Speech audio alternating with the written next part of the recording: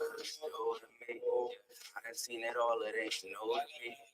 People be hating, that's jealousy. Only trust people that's cool with me. I ain't rich yet, but I'm soon to be. She wanna listen to Joe to see. Sipping on some Henny, then we roll some weed.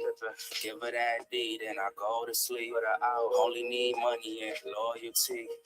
And my respect and my royalties. The more you get older is the more you see. Yeah, this shit ain't really what it's all to be. Yeah, this shit ain't really what it's all to be. Maybe y'all talk, yeah, you know it's shit. Following the herd, yeah, they all some sheep. On my bills, crispy like my money. Keep a blue face, but I'm on the beat. Out of this like a Kanye tweet. Every little mommy and she's so petite. She a chef's kiss, then she's so complete. And I'm the best gift, so I'm rapping. Anything I do, they gon' back it. Even when my back against the basket, stone holler the jacket, double I, yeah, they jacket. If I say it once, then that's it. But we went and doubled up. Nah, that's just water in my double cup. Doing 90 on the jet ski, tell them buckle up. Anybody wanna test me, we could knuckle up. Cause we got some real hooders, know a couple of it. Had enough problems, less drama, stay solid, more comments. Yeah, I'm really trying to get mine. Cause I done seen a lot of trouble, a lot of hustle, few struggle. Some love you, other people really be lying. And I ain't playing no games, no pay, no games, no lames. Tell them they can all fall in line. Now we on the next lane, next train, next lane, next game. KD letting threes fly. Hey, hey.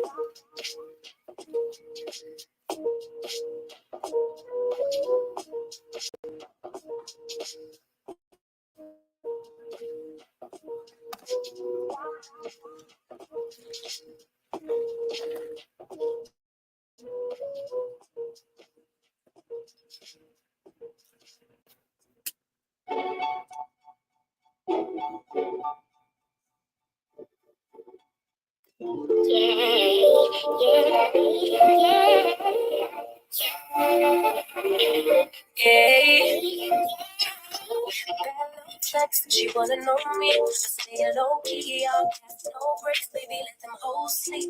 Body on the tip, make your girl OD. I get it my way, never out of my lane. Feel like you the one, and I'm on one. Nobody's gonna be, baby, squad up, living the go deep. Riding on a thing, got what you need.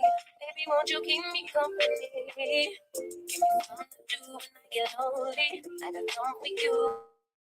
When we get home, if you let me put it down, when I hit the town, you should ride on me, keep your mind on me, on try, baby, I think you should fly with me, stay solid one time, if you lie with me, just promise you never lie to me, keep them hoes on the stuck, I know it's all up, everything good, keep the vibes on crush, I know it's all good, know it's all good, know it's all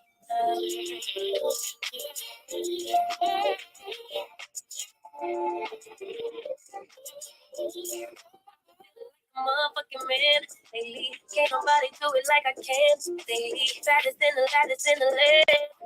Body turn your nigga to a failure. I made it where I'm at on my own. Had a couple blocks in the road, but I get to the back on the low. I be gonna stack while they go, yeah, you know me, baby, won't you keep me company? Give me something to do when I get lonely.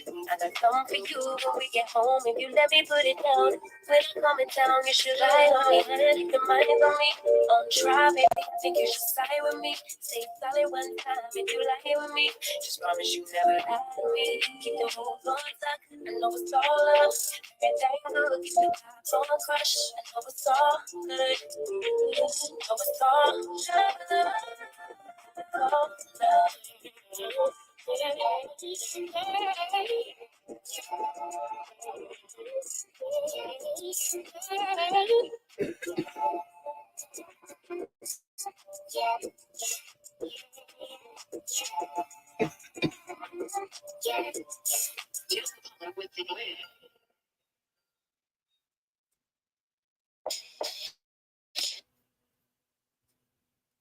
All right, y'all. Sorry about that. I was looking down at the wrong time. But anyways, y'all know how it goes. This is all secondhand. I'm just letting y'all know if you missed it. So don't come for me. My opinions are my own. You can't sue me for that shit because all of that shit is just my opinion. It is not based facts. So don't come for me. because all you're gonna get is bills. Let's start.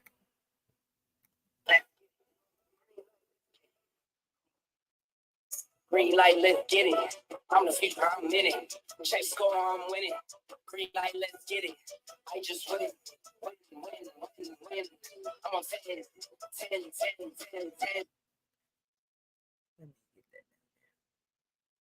All right, y'all. Hey, what's up?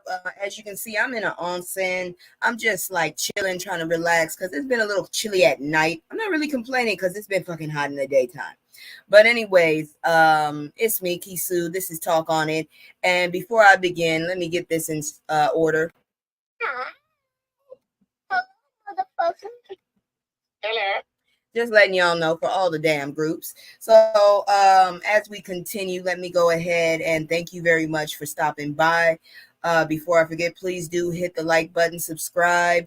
I do enjoy engagement. I think I lost somebody, maybe two, I don't know. But hey, I say what I say and I'm not going to change what I say. So if you stay, thank you. If you go, it was nice knowing you. But that is what it is. So as you know, I'm gonna try and shake some stuff up. So we're gonna start with a video, y'all. So give me just a moment and I'll get it up.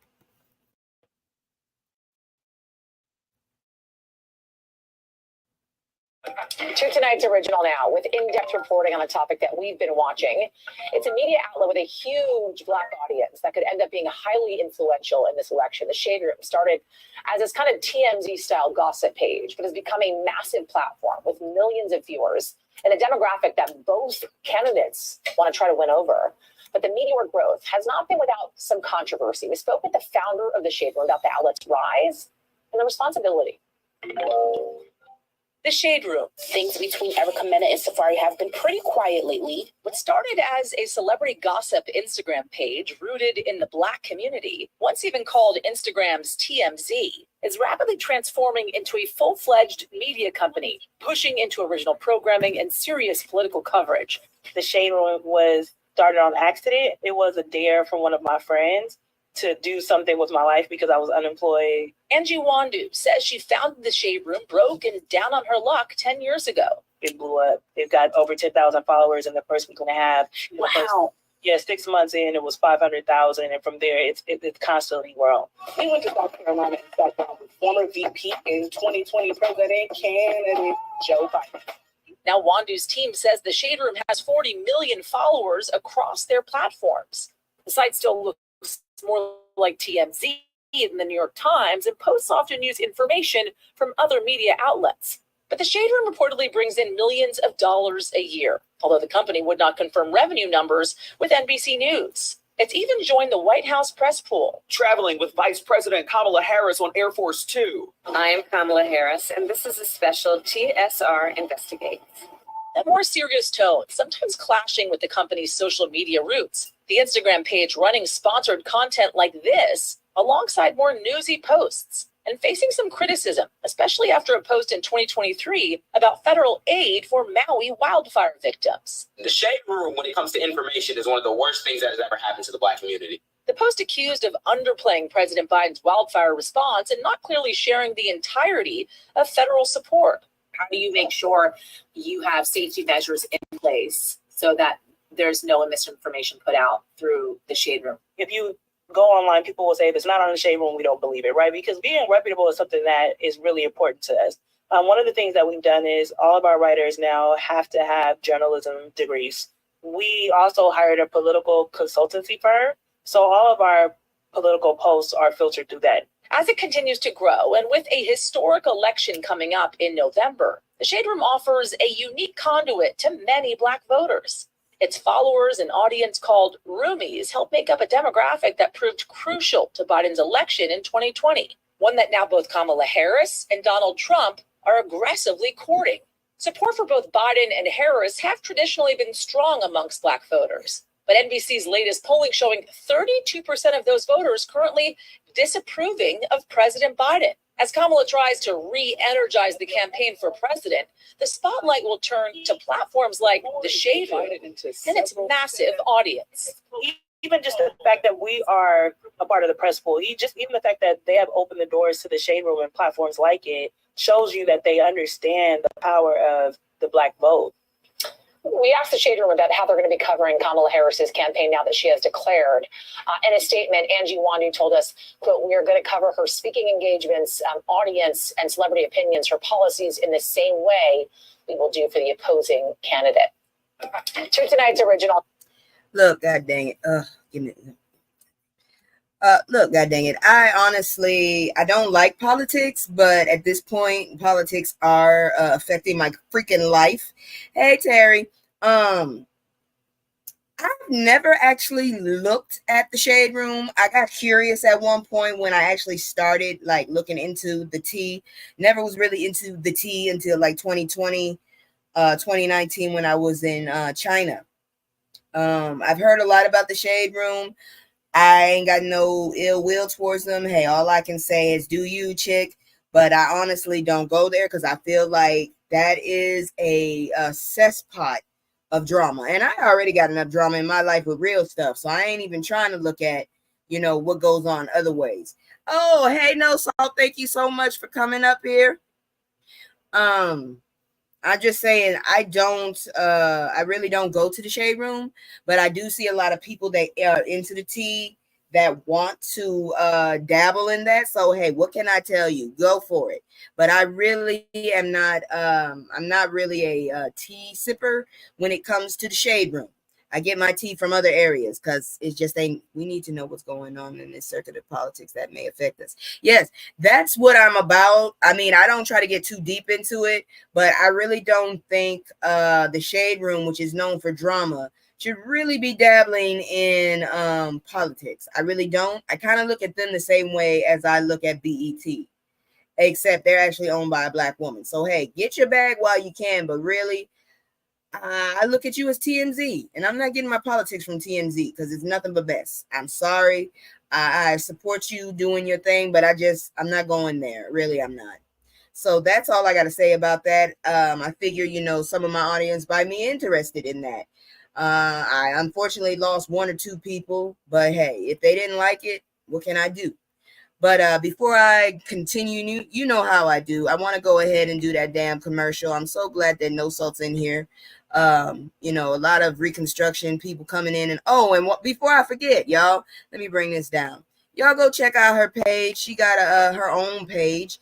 If you have a page and you subscribe to me, let me know and I will shout it out when you come in. So I'm just not giving out free shout outs because it seems like people can do that so many times and then they get lazy. So for me, I need to see where you are, who you are, and if you come in the room, I'm going to shout you out. So if you have a page and you follow me, go ahead and let me know what your page is. I'll shout you out if you come in and say hi.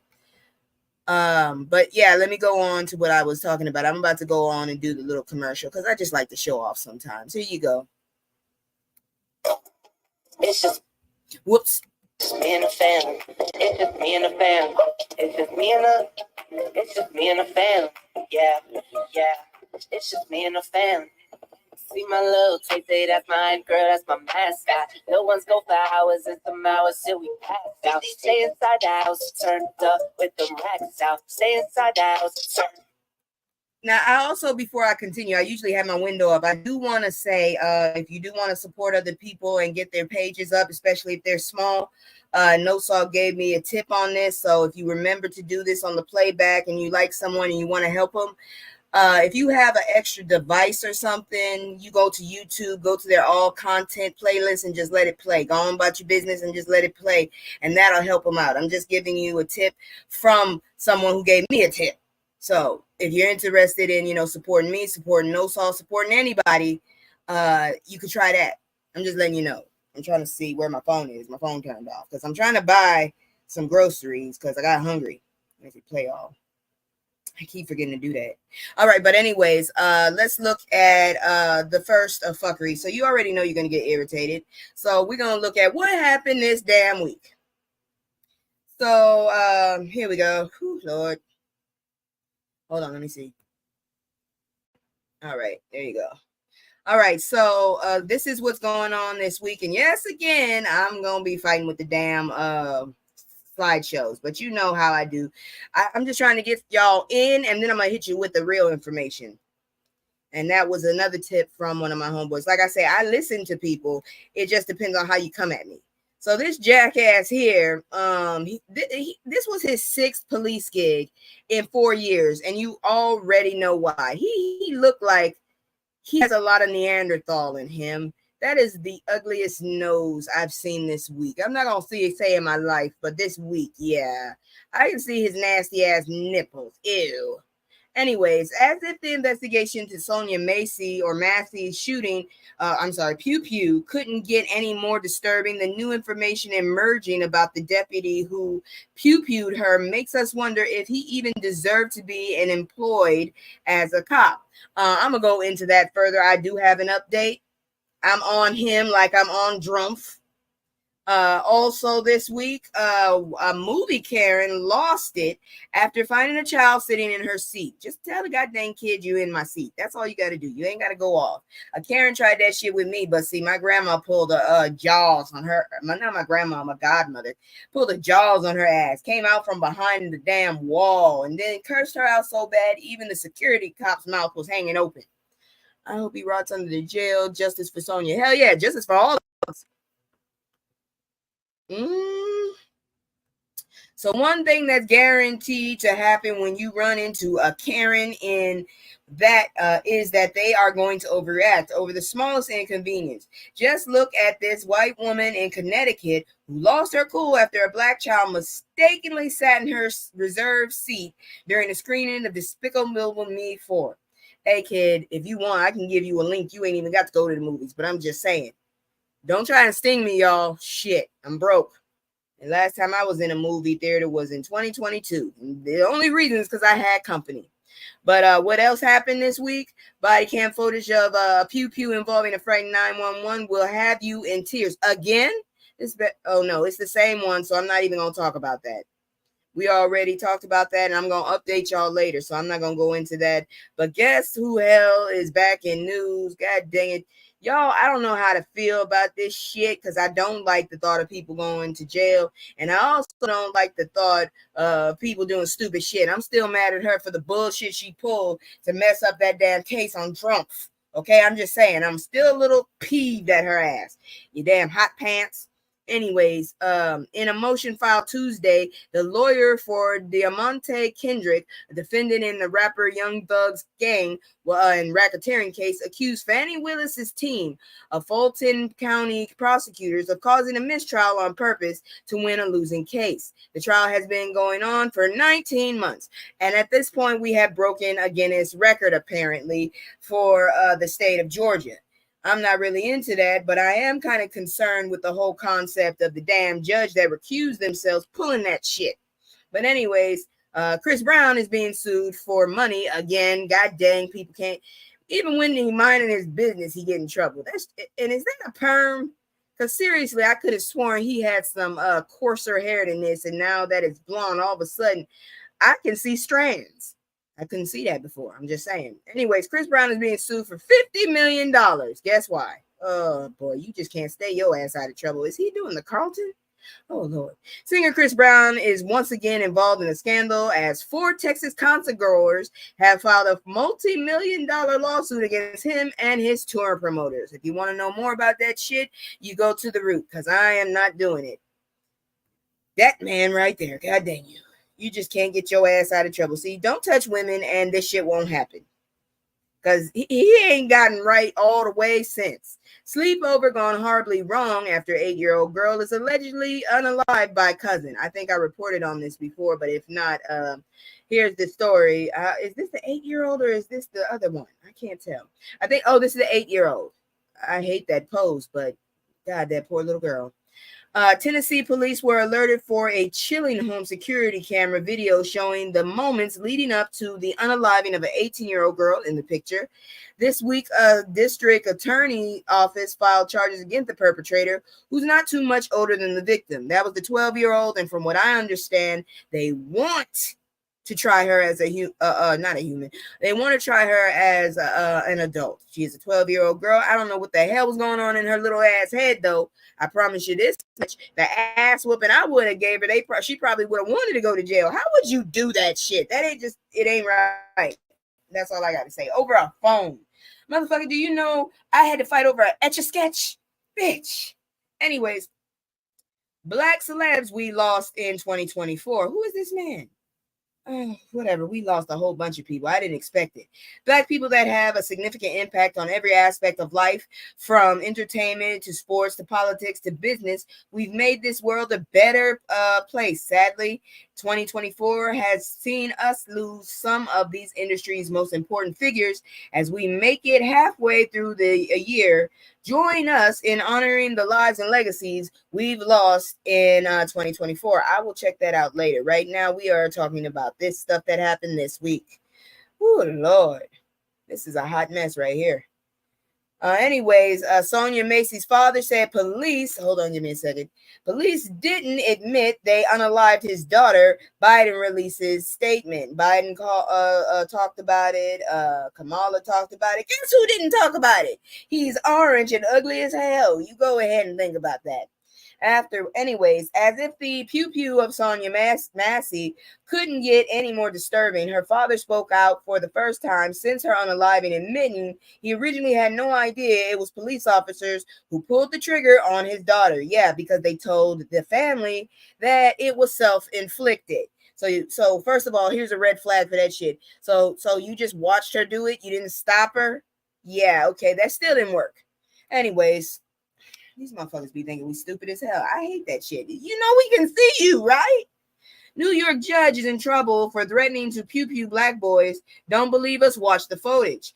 I'm actually going to report on that later, but it's the latest Karen tantrum. Came from New York State Supreme Court Justice whose racist threats toward a group of black teens cost her big time. About damn time people cost get accountability. You know how many ass whoopings I've gotten to learn consequences? I feel like everybody should suffer if I got to have a tender butt. Anyways, in 2022 incident that resurfaced upon the release of the police body camera footage, Judge Erin Gall was attending a high school graduation party at her friend's house per CBS 6 Albany. The group of black teens were alleged to have received an invite to the party, the report says. I'm going to get back on that later because I did find the story. So we're going to talk about that later. But let me get through this week, and then we're going to go on. Florida man threatens to unalive former manager over $75 damn. Yeah, I reported on that. The dude is nuts, and all I can say is he looks crazy. And could somebody please tell me, are those teardrops right there? I really don't feel like, I feel like that should have been a red flag for you if dude has two teardrops, even if they fake. I don't think you really should have hired him in the first place because dude is going off on $75. And I understand it's the principle and all that shit, but now you done fucked up your damn life. God dang you, I don't know what to tell you. Anyways, how many of these have I watched? Anyways, let me get on with it. So I'll look at that later, not right now. What are we saying?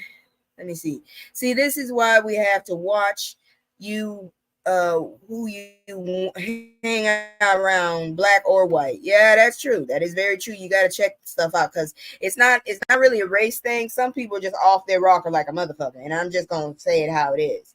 But remember, I had an update. Now, I already mentioned this asshole. This is not his first rodeo in not military, but in law enforcement. And I just don't understand how all these crazy ass people that have taken aims at us as a people managed to get fired from one police department and get hired from another. Do y'all not check these resumes? Do y'all not do background checks? Because seriously, this dude had like 4 to 6 fucking other gigs before he had this damn job. What the hell? I kind of feel like I feel about what they said about Future's baby mamas. By now, your ass deserves it if you going after Future. You already see he got about 1,500 damn baby mamas. So it feels the same way with the police department. This motherfucker done been to at least 5 fucking other departments. And now your ass is getting what? Not even sloppy seconds. Sloppy like 6s and shit. But you still gonna hire his dumb ass. Everybody should get it at this point. Everybody. He was white and had privileges. I mean, shit, I don't know what to tell you. These motherfuckers here. But anyways, let's get into this shit here. Emotional content. So Macy was a 36-year-old woman who was fatally pew-pewed by a sheriff deputy in her Illinois home on July 6th. Harris is also called the mother of Devontae Mitchell, a black man who unalived in after he was pinned down by hotel security guards in Milwaukee. I mean, seriously. So let me just point y'all out. They was over here. She's over here. Water probably would hit about here. If you have bad luck, you get hit by about 1-2 drops about right here. God dang it. Ain't no damn way she could pick this shit up unless she ran for you. Now, if she runs for you, okay, but she didn't. So you still ain't got no damn excuse. Just looking at I don't have to see the video. I just got to look at the picture. That's all I'm saying. Anyway, so this was reported on the 26th. Vice President Kamala Harris on Friday called the family of Sonia Macy, a 36-year-old black woman who was fatally pew-pewed by, I already said that. Macy, 36, or Massey, was unalived July 6th after she called the Sangamon County Sheriff's Office because she was afraid there might be a prowler outside, according to an attorney for her family and Illinois State Police. I really feel like y'all need to do one thing for me. When people have mental illnesses, and I do have one, you should probably report this shit over to like the police department, not to judge, but just to make sure what the hell are you walking your ass into? So you ain't got further excuse. And maybe you would have enough sense to think about your approach, because this is getting annoying here. And I know y'all can do that shit for the safety. There's a beautiful woman, and unfortunately, funeral. That's courtesy of a funeral picture. It's made me feel a lot better today, James Wilburn, Macy's father, said. She gave us her heartfelt condolences. She let us know that she is with us 100%, that this senseless unaliving must stop. Y'all remember when the apparent attempt of Drumpf happened and he still didn't call the goddamn victim's wife, even though she was waiting for it? You remember who called? It was Biden. You remember who didn't call Macy's family and hasn't said a damn word about the situation? It's Drumpf. I'm just wanting y'all to know. Shit, I'll be biased. Fuck y'all. It's been, let me see. Keep going. Anyways, Shadia Macy, a cousin of Sonia Macy's, said Harris's call moved her deeply. That call right there meant the world to my family right now, she said. I mean, it definitely broke every last one of us down. Out of all the phone calls, all the thousands and thousands of messages and phone calls and inboxes, this one here really meant the world to our family. Macy went on to describe being emotional at hearing Harris speak. It was her voice for me, she said. It was just me being Shadia Macy, and I was able to speak with the Vice President of the United States. For her to take time out of her busy schedule to just make that one little phone call to our family, that meant the world to me. That's the most amazing thing that's ever happened in my life. That's called gratefulness. Y'all remember how that goofy ass widow reacted? Oh, Lord Jesus. Out of all the times to be problematic. Whew. She definitely has my vote, Shadia Macy added. Hell, that got me feeling a certain way, because at one point I was all the way against Kamala, but shit, at least she took the damn time to make a phone call. Some turds have not done that. Anyways, body camera video released Monday showed Sangamon County Deputy Sean Grayson and his partner speaking with Macy outside her home, then going inside. The situation appeared to escalate when Macy moved the pot off her stove. I just want y'all to remember that she really didn't she wasn't even paying attention to, give me a moment. I'm just taking a moment here. She really wasn't paying attention to that damn stove. She probably would have noticed if it was sizzling. This bastard was just being nosy. That's all I have to say about that. Anyways, Grayson cursed at Macy, telling her, you better fucking not. I swear to God, I will effing unalive you right in your fucking face. Both deputies, you know what? I just got to ask a question. Why is it okay for y'all to talk to us and verbally abuse us? But when we do it, y'all gotta run us down the fucking street and try and prosecute us. Because they've done that shit. Motherfuckers flashed them the damn finger. Here we go with a whole nother damn case. but y'all can say any damn thing you want to us. What the hell? Anyways, both deputies screamed at Macy to drop the pot before Grayson opened, Grayson was fired and indicted on charges of first-degree unaliving, aggravated battery with a firearm, and official misconduct. He has pleaded not guilty. You jackass. Have some goddamn accountability on this shit. Woo, sorry. Anyways, Macy's father said Harris also talked about changing the way officers can be hired. Real talk, once again, I repeat, hire some psychiatrists to check these motherfuckers before you hire them.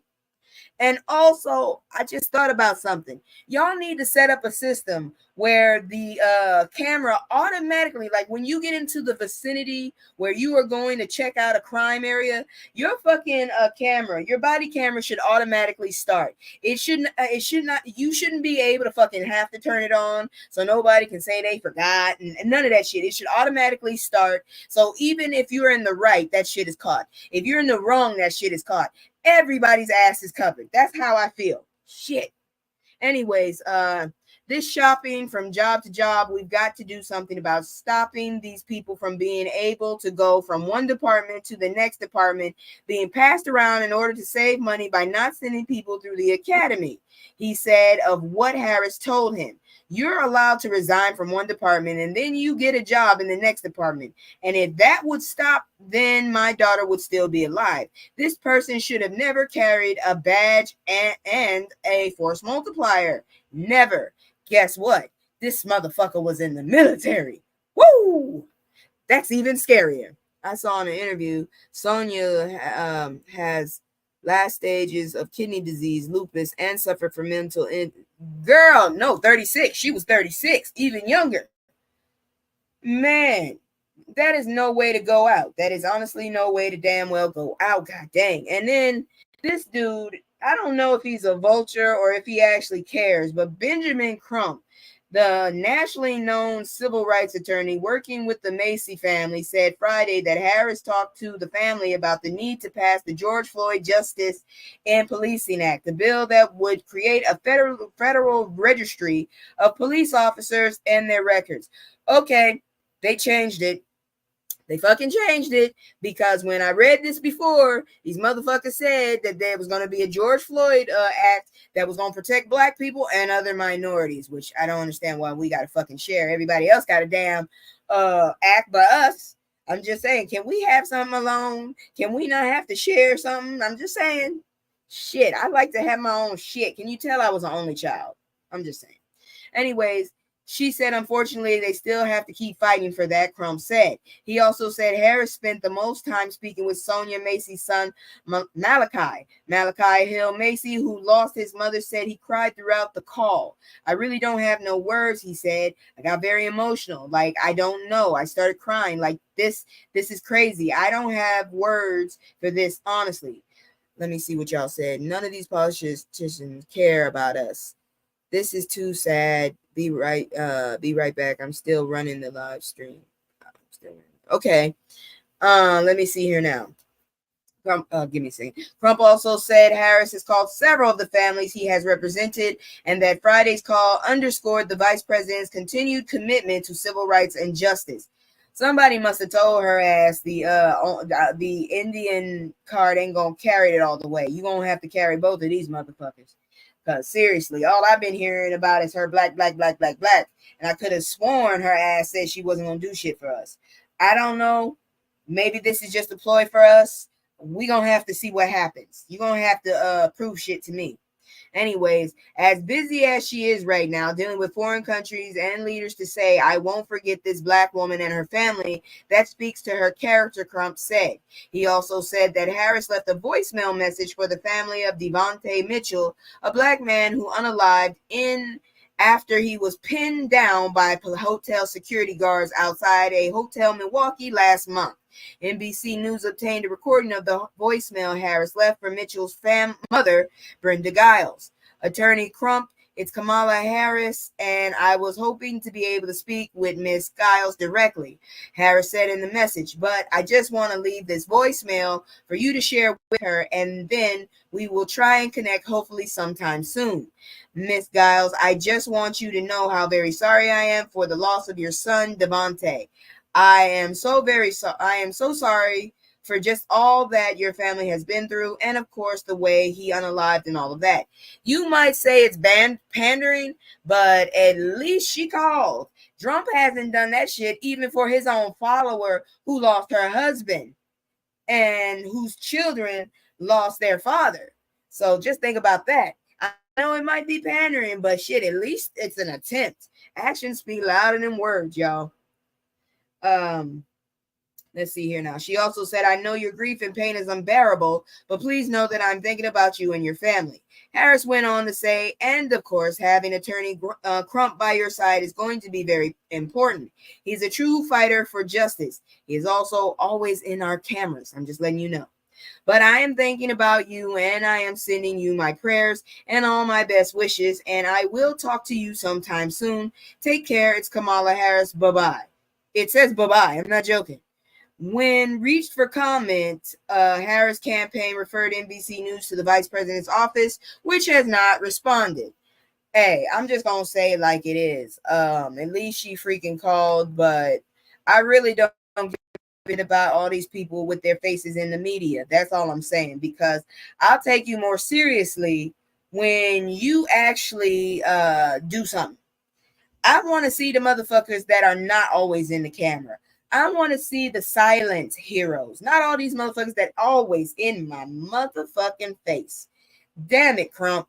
Can you quietly help people? That's all I got to say about that. I'm not trying to come off as a right winger, because I'm definitely not. And I'm Democrat, but I'm not way left either.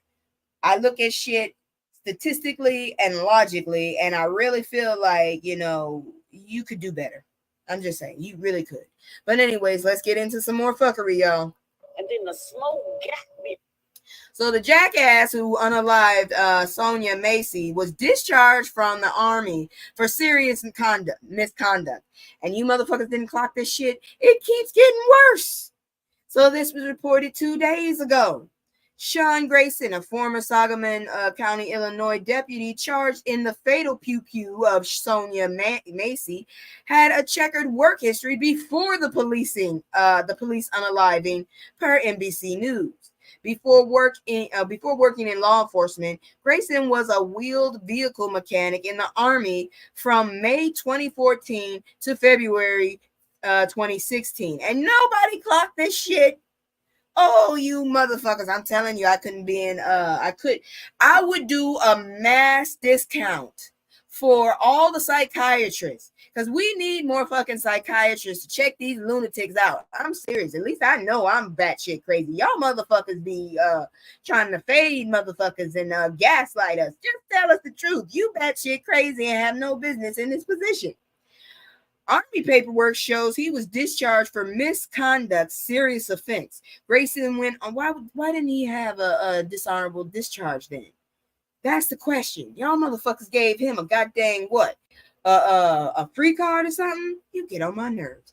During his time at Logan County, Grayson, oh, wait a minute, I missed something. Grayson went on to work for Logan County, Illinois Sheriff Office from May 2022 to April 2023.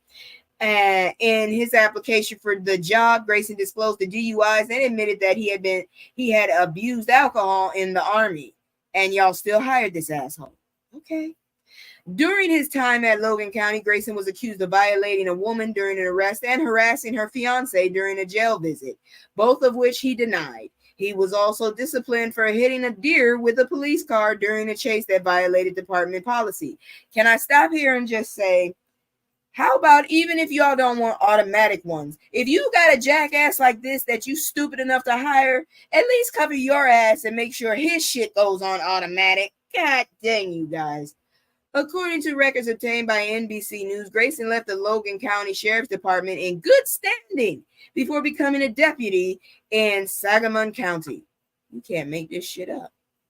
Grayson is currently facing first-degree unaliving, aggravated battery with a firearm, and official misconduct charges in Macy's unaliving. If this motherfucker ever gets out of jail and gets another job in any position of power, so help me, I hope you all have severe hemorrhoids and diarrhea at the same time. Video shows Grayson pulled out a force multiplier and threatened to pew Macy, who had called 911 about a potential intruder after she grabbed a pot of hot water off her stove. They were in the living room. Y'all saw the picture. Macy ducked behind a kitchen counter before Grayson pew-pewed her in the face. I'm sorry, but in all reality, I wouldn't have got my ass up. Seriously, I'm sorry, but I'd have been ducked down until this motherfucker left my house. But it still, she wanted to, I guess she wanted to see if dude was cool, and he took the shot. Oh! In a statement on Thursday, July 25th, attorney Ben Crump called out Grayson's checkered past, saying it was appalling that the former deputy was allowed to work in law enforcement. That I agree with, sir. It makes me wonder if he had any kind of drugs or alcohol in his system the night he unalived Sonia Macy, Crump said. And obviously, it begs the question, how did he get a job as a sheriff's deputy with a checkered past? That's what I've been trying to figure out. This bastard been to about 6 different jobs with the law enforcement. He got his ass discharged. He got kicked out by the military. Can someone please explain that shit to me? How you motherfucking get this far in a job? Shit, I was only trained for a week on a fucking forklift. I accidentally dropped something because I was trying to set it down softly, and I got fired. What the fuck? Shit. Y'all, please. Anyways, let's move on.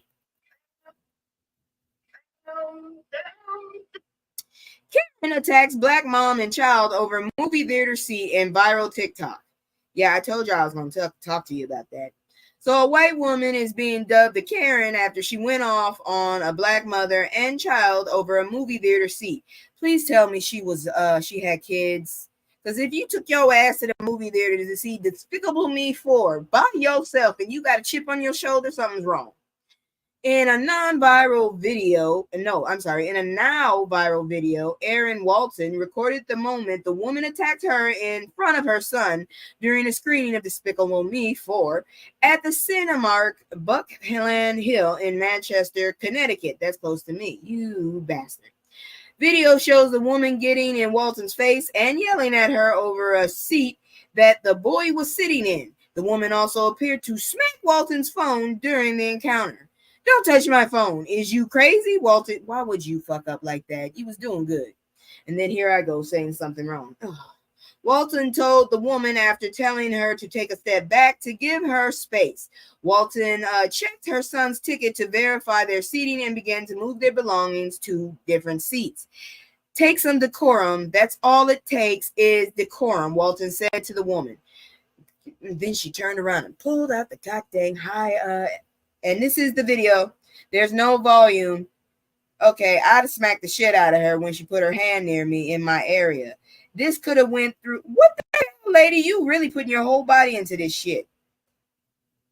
And I guess the son decided to calm the shit down. I don't know. But this right here, this ain't right. This ain't right. Yeah, you are shaped like a bread box. God dang it. I don't hear shit. You don't hear shit. But I'm going to give you commentary. This is bullshit here. Assaulted. Okay, please. Assaulted at the new Despicable Me movie with my kids because I don't know what it said. I'm not going to look into that. Walton and the woman then left the theater and went to the lobby. The mother asked an employee for a manager and requested they call the police, knowing that she wanted to press charges against the woman. You're going to press charges on me, the woman said. You're the one who pushed me. Oh, most definitely, Walton responded. In a follow-up video, 2 police officers appeared to enter the theater where the confrontation occurred. Walton said the woman was ultimately ticketed for disorderly conduct and a public disturbance. Seriously. That damn movie ain't that serious where you got to do all that shit. Seriously, it's not. And I don't know what the fuck you been through or how old you had that child, but shit, you look like your ass is a grandma. you really shouldn't be moving that much. And you got pushed. You better be happy you ain't got a broken hip. I'm just saying. It wasn't called for. That's all I got to say about that bullshit. You really didn't need to do all of that. It could have been like, I'm sorry, not even I'm sorry, but excuse me, not even that. You're in my seat. You could have easily said that shit. You're in my seat. Y'all check tickets. Oh, I'm sorry. They take their ass on. That's all it had to be. But instead, you got to be a super bitch. Well, go on, super bitch, go on. Now you done got a ticket. Oh, if only it was fair, your ass would be in jail. But anyways, that's neither here nor there. And then the slow got me. So Trump used the N-word, not surprised, over car damage his nephew says. God dang, even your nephew is snitching on you. Ain't no loyalty in your family, and I don't think you deserve it. So a new nephew of Donald Drumpf said that the former president, current felon, once used a racial slur after finding damage on his car in the early 1970s. Dude, I thought it was going to be something sooner, but let's see. Stop reporting shit that happened 20 years ago. Report shit that happened now, because the bastard said the shit about the dude from the damn Apprentice. In the upcoming memoir, All in the Family, you're going to get sued. The Drumpfs, and How We Got This Way. Fred C. Drumpf, I'm sorry, I'll say your name, Trump the third, the former president, current felon's nephew, recalled a time when the GOP presidential nominee went on a racist tirade over two gashes he found on the roof of his Cadillac Eldorado convertible. Dude, who did you drive under any trees? That's all I want to know. Niggers, he probably said. I recall him saying disgustedly, look at what the niggers did with the hard ER, the nephew wrote in the book per an excerpt obtained by The Guardian. So the tree is a nigger. Because that's the only thing I could come up with. Ain't nobody that damn interested in your ugly ass unless you did something, and then that would make you the nigger because you're the ignorant asshole. I've seen the dictionary. I know what the dictionary says. That's Mary's brother, the same one who was trashing Drumpf a few years ago. They said they got cheated out of their grandfather's will. They probably did. I wouldn't put it past them. I told you before, girl. Family be doing some shit.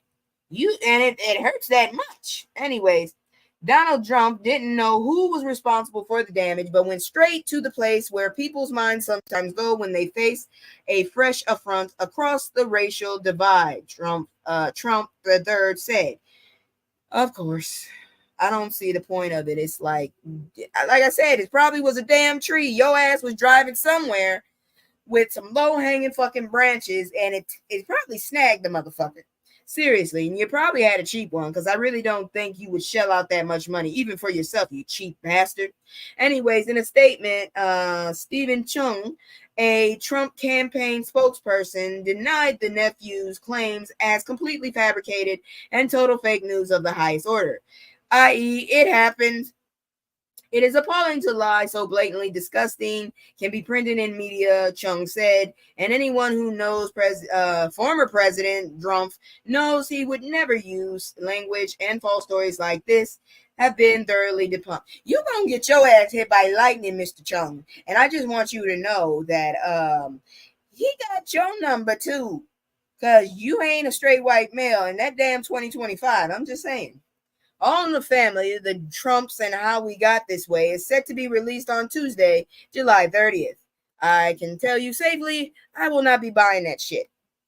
I don't really want to read it. Shit, I didn't buy Steve Harvey's book, but I've read it. Just saying.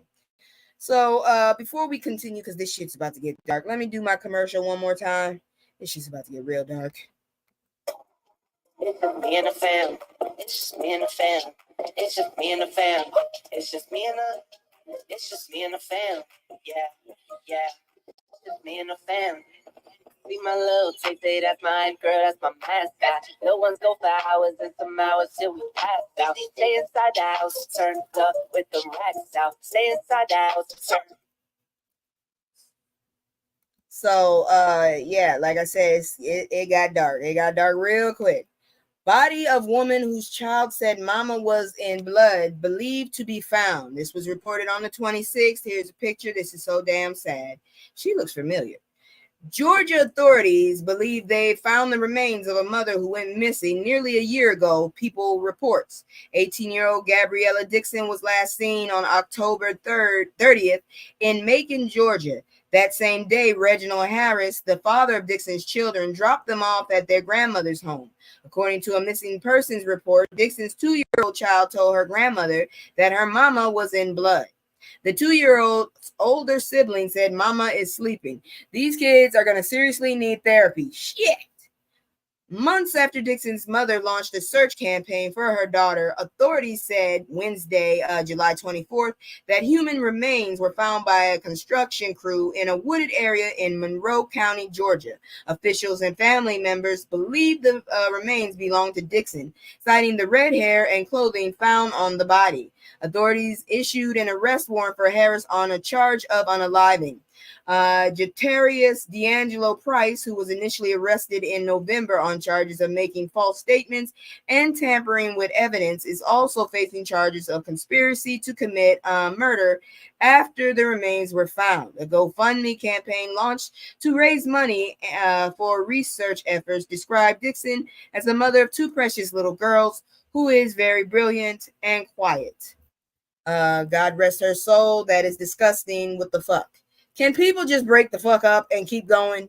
Can you just get a divorce and keep it pushing? Why the fuck do you have to just annihilate the other person?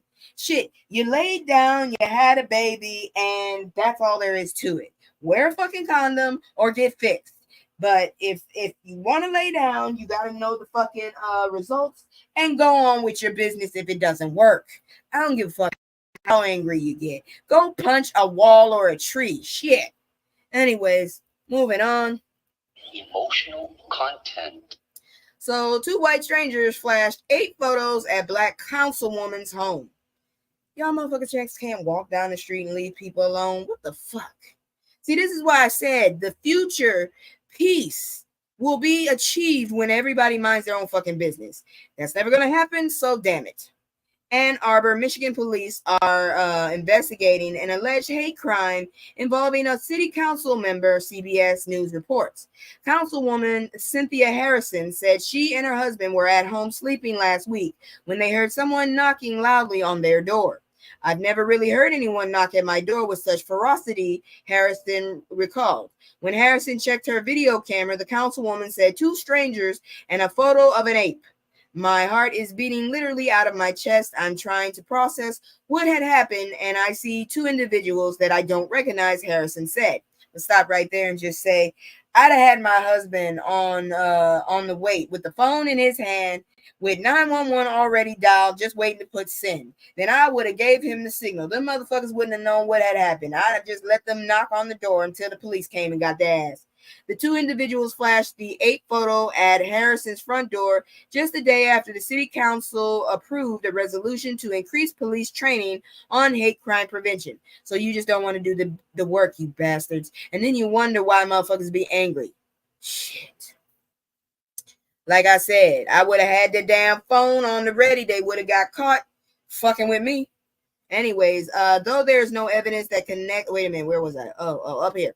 You see that as something that shouldn't happen in this day and age, and as the police chief, I found it as disturbing, Chief Andre Anderson said in a statement. Though there's no evidence that connects the incident to the hate crime resolution, Harrison believes it was a racist attempt to intimidate her. Police said they are still investigating the incident. Might I suggest you get a fence or something, or move, and make sure that these motherfuckers have to have permission to come into your yard. I'm just saying, I would invest in some electrified fences. I'm just saying. I know the individual that is primarily responsible is an adult, and that's the focus. The focus, said Anderson. Once again, electrified fence. Just saying. Ain't got no business on your goddamn land in the first damn place. They should be glad that you didn't pull one of those Florida stand your ground moves. I mean, they always claiming that shit. But you know, the fuckery ain't over. I thought it was going to be a light night, and then I didn't turn around and scroll further down a news channel, and ooh, look what I found. Hold on. Emotional content.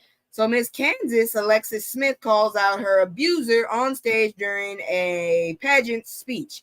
This was reported 4 days ago. Miss Kansas Alexis Smith is going viral for delivering a powerful speech on domestic violence during the pageant. In a now viral video, Smith, who was crowned Miss Kansas in June, gave a powerful speech about her vision for the organization during the pageant's final interview question.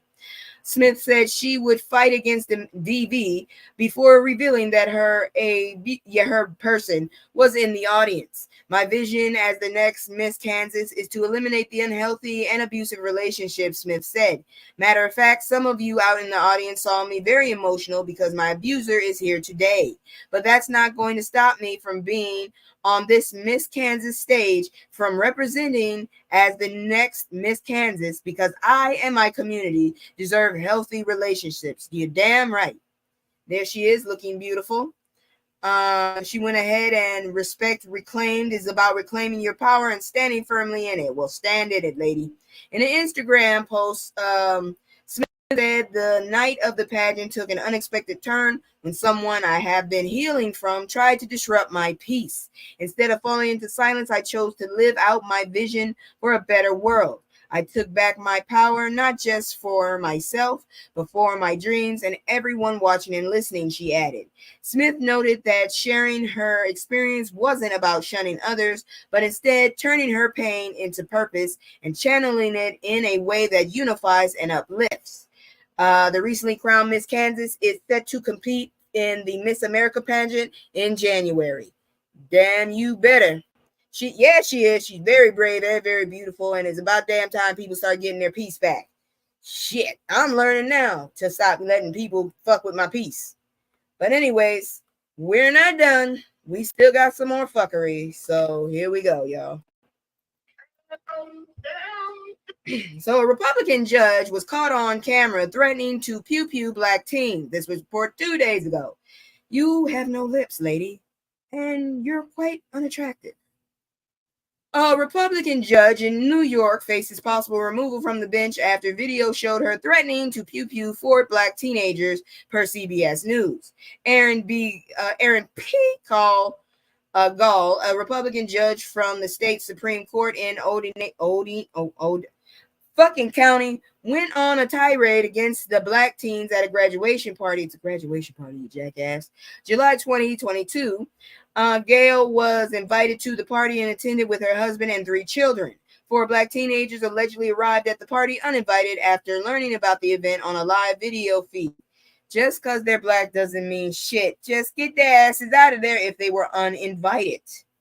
An altercation ensued at the party involving Gall's 18-year-old son. It's unclear whether the 4 teens were involved in the incident, but Gall claims she saw her son get attacked by unknown individuals and slapped in the head. Most people that get slapped in the head, that's usually somebody being funny. Yes, you do. That's how I roll. Let's see here now. Body camera footage shows the teens looking for lost car keys as Gall yelled at them to leave the party. That's how I roll. That's how Mrs. G rolls. That's how Judge Gall rolls. We're cleaning this place out, she says. Okay, first of all, something wrong with your ass when you call yourself Mrs. G and tell people that's how you roll. That's ignorant as fuck. She urged responding officers to arrest the teens while repeatedly mentioning she was a judge. Why do they always like to flaunt their fucking levels? She also claimed the teens didn't look like they were that smart, asshole. They're not going to business school, that's for sure. I hope every single one of them is a CEO. Gall went on to threaten to pew the teenagers as they were still trying to find their car keys. If they come back looking for it, I'll call you while they're on the property, Gall said. If they did, they'll be arrested or they'll be pew-pewed on the property, because when they trespass, you can pew them on the property. I'll pew them on the property. She said it 3 fucking times. When responding, officers expressed concern about possibly facing a lawsuit for arresting the teens without good reason. Gall assured them that they had her support. Listen, but guess what? The good part is I'm always on your side, Gall said. It sounds like she was drunk. You know I'd take anyone down for you guys. You know that. I am on your side. Well, more corruption in plain view. New York State Commission on Judicial Conduct recommended Gall be removed as a judge, citing the incident. She engaged in a loud, public, prolonged, and profanity-laced confrontation with responding police officers and others at the scene, during which she repeatedly invoked her judicial office, made comments that cast doubt on her ability to be impartial as a judge. The commission added that Gall's statement created an appearance of racial bias. And here's the kicker. I heard they actually were invited. According to CBS, Gall's attorney is planning to appeal the ruling. The New York State Court of Appeals will ultimately decide if Gall will be removed from the bench. You should be embarrassed enough that you should take your ass off the bench off the bat. I'm telling you, psychiatry, everybody that is in a fucking like a position of power should literally be, evaluated by a staunch psychologist, non-partial. Before we go any further, I decided to just throw this one in, unless they act a damn fool. I'm gonna do my commercial, and then we're gonna check out this thing. I hope it works. If not, we're gonna move to medical. Let's go. It's just me and the fam. It's just me and the fam. It's just me and the fam. It's just me and the. It's just me and the fam. Yeah, yeah. It's just me and the fam. See my little Tay, that's my girl, that's my mascot. No one's go for hours and some hours till we pass out. Stay inside the house, turned up with the racks out. Stay inside the house, turn. All right, so unfortunately, we've lost quite a few people. And we just got to the 7th. Well, we're ending the 7th month, going to the 8th. It's just really sad. But, life is life, sadly. And we do have to say goodbye. So rest in power to the following people. Duke Fakir.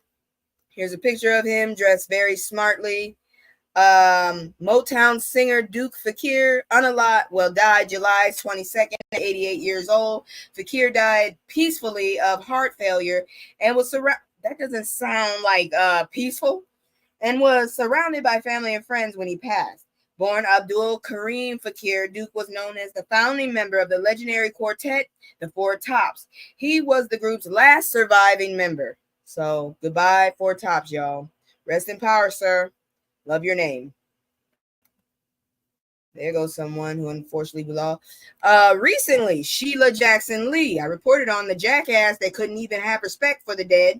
Sheila Jackson Lee died on July 19th at 74 after a battle with pancreatic cancer. Lee was a veteran Democratic congresswoman from Texas who was not shy about advocating for Black people. Before she served as a representative, Lee was a municipal judge and a city councilwoman in Houston. She passed in Houston surrounded by family. I think most people would like to be surrounded by family. Give me a second. I'm trying to get groceries as well. The delivery is in progress. So in about a few minutes, I'll have me some groceries, I hope. Moving on. Joe Bryant, Kobe Bryant's father. Damn, he's young looking.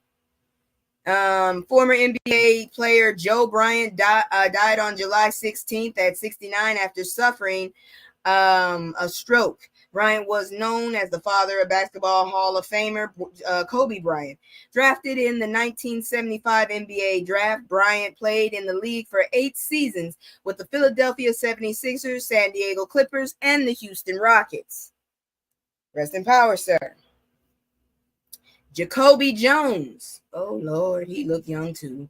Former NFL wide receiver Jacoby Jones died on July 14th at 40. While his cause of death was not made public, his family said he died peacefully at his New Orleans home, according to a statement from the NFL Players Association. Although he played 4 teams in his career, Jones was known for his time with the Baltimore Ravens, where he helped lead them to the Super Bowl championship in 2013. Oh, that's sad. Kyrie Jackson. Oh, Lord, he looks young too. A handsome little man. Kyrie Jackson was an NFL rookie who died on July 6th at 24. Jackson was unalived in a car crash along with 2 of his former high school friends. In April, Jackson was drafted in the 4th round of the 2024 NFL draft by Minnesota Vikings. He was never able to play a down with the team. That's so sad. He would have been a very handsome man. Renaud White, that's him right there. Looks kind of distinguished. Actor and model Renaud White died at 80 while in hospice care in New York City. His cause of death has not been made public. As an actor, White was known as a 2-year regular on the soap opera The Guiding Light. I hate soap operas. In a statement announcing his death, his modeling agent said, "We were so honored to have represented Renaud at Bella Agency, New York, over the past 10 years. He will be truly missed in the fashion world, but not forgotten for all the trailblazing moments he accomplished." This is sad. And these are all the people. This year ain't even over. Bill Cobbs, I told y'all about him. Now y'all remember him? I know y'all didn't know probably by his name if you're not all the way into old school television. Renowned actor Bill Cobbs, who spent 50 years gracing film and TV fans with unforgettable performances, passed away June 25th. That's my ex-boyfriend's birthday. At the age of 90. According to TMZ, he died at his home in Southern California. He is best known for his work in The Bodyguard. I never noticed that. Ghost of Mississippi, That Thing You Do, Star Trek Enterprise, and Air Bud. I saw him in other movies. Yes. He had the rare quality of making all of his roles, no matter how big or small, feel pivotal to the story. He carried a gravitas that made everything feel more important. His artistry and presence will be missed. I saw him in movies, but not those you talking about. Reverend Fred D. Taylor. Where's the picture? God dang it. Where's the picture? I hate these damn commercials. Let me see the man. There he is right there. You didn't have something closer? Okay. Known for his activism, most notably with a megaphone while leading protests and singing throughout the city of Atlanta, Reverend Fred D. Taylor passed away on June 22nd, 2024. He was involved with the Southern Christian Leadership Conference for over 40 years and was mentioned by Ralph David Abernathy. The news of his death was shared by Atlanta City Councilman Michael Julian Bond, who said in a statement, I'm just looking at my groceries. Reverend Taylor was a fearless crusader for justice and equality, whose example is one of pure self-sacrifice for the upliftment of others. Always standing up upon right, he never failed to defend the least of these in our community. All right, they misspelled right. They spelled it like the name. God dang these people. My personal journey with him was a blessing my personal journey. From being inspired by his example to being guided by his wisdom as a mentor, and finally to cherishing his friendship. I am forever grateful. Yep, definitely. Moving on. This is a very long list for not even halfway through. Well, actually a little over halfway through. They didn't tell me how many, bastards. Anyways, Willie Mays. In sports, especially baseball, there's a picture of him right there, handsome man. In sports, especially baseball, there's always an argument to be had about everything. However, Willie Mays being the greatest ball player of all times is one thing everyone agreed on. After starting his career in the Negro Leagues, he moved on to Major League Baseball and fundamentally changed the game with his energetic style and genuine love of the game. Mays inspired generations of players who are still trying to imitate his signature moves and throws. Simply put, baseball as we know it doesn't exist without Willie Mays' influence. I have to agree. I heard his name a lot, and I don't even like baseball. Angela Bofield. Let me get under there. I'm not trying to click one of those damn things. There's a picture of her if you don't know her. Oh, she's so cute. With a memorable song like I'm on Your Side, I Tried, This Time I'll Be Sweeter, and Angel of the Night. Never heard any of these. Angela Bofield's soaring vocals and amazing musicality made her your favorite singer's favorite singer. She possessed a special ability to make listeners feel like the song was wrapping around them and enveloping them in its emotion. Her voice is best described as undeniable. Well, maybe I'll check out her songs. I probably heard it, but it was probably something my mom was listening to, so I wasn't paying attention. Enchanting. Who the fuck is Enchanting? Never heard this person. There she is. Oh, so sad. Enchanting. Your eyes are very wide apart, but you're not ugly. Is that a tongue ring or a tooth? I don't know. None of my business. Rapper Enchanting died on June 11th at the age of 26. Born Channing Nicole Larry, Enchanting was taken off life support after she fell unconscious the previous day. Her cause of death was not shared. She signed with Gucci Mane's imprint 1017 Records in 2020 and left after releasing her 2022 album No Love. I have to agree with a lot of people. You shouldn't really sign on with a rapper because they're too busy doing their own career. That's all I gotta say. James Lawson Jr. There's a picture of him. What the hell was he talking about? Civil rights leader James Lawson Jr. died on June 9th at 95. He passed in Los Angeles after suffering a cardiac arrest. For most of his life, Lawson worked as a labor activist, professor, and pastor. He was also a close advisor to Dr. Martin Luther King during the civil rights movement. Real talk, I'm starting to think a lot of these people are falling off so old because they can't trust this new generation to do shit. That's why they hanging on so long. I guess he couldn't hang on anymore. So this is Chet Walker, NBA Hall of Famer. Chet Walker died on June 8th at 84, nicknamed the Jet. Walker was a 7-time All-Star who helped lead the Philadelphia 76ers to the championship in 1967. During his 13-year career, he played with the Sixers and the Chicago Bulls. Rest in power, sir. When is this list over? Shit, there ain't no number. Ooh, that was my knee. Brother Marquise. There's a picture of him. Handsome guy. Rapper Brother Marquise died on June 3rd at 58. No cause of death has been made public. Marquise, born Mark Ross, was a member of Two Live Crew. Oh, that's why I don't recognize him. One of the hip-hop's most influential, important groups. The crew played a huge role in allowing MCs to express their right to free speech. Shortly after the release of their third album, As Nasty As They Wanna Be, the United States District Court for the Southern District of Florida ruled that the album was legally obscene. The appeals court later overturned the ruling, saying that the album had artistic value. Okay, I just know it was nasty, and I didn't know what horny meant at that time, so yeah. Anyways, Larry Allen. There he is. Kind of handsome, very sweaty looking. NFL Hall of Famer Larry Allen suddenly died on June 3rd at 53 while on vacation with his family in Mexico. His cause of death has not been shared. Allen was one of the greatest offensive linemen in NFL history, who was named to the Pro Bowl 11 times and was a first-team All-Pro 6 times. Allen was a Cowboys legend who played in Dallas for 12 seasons. His final 2 seasons in the NFL were spent with the San Francisco 49ers. Damn, he did a lot of shit. When is this list over? God dang. I should have known because there wasn't a number. Marion Robinson.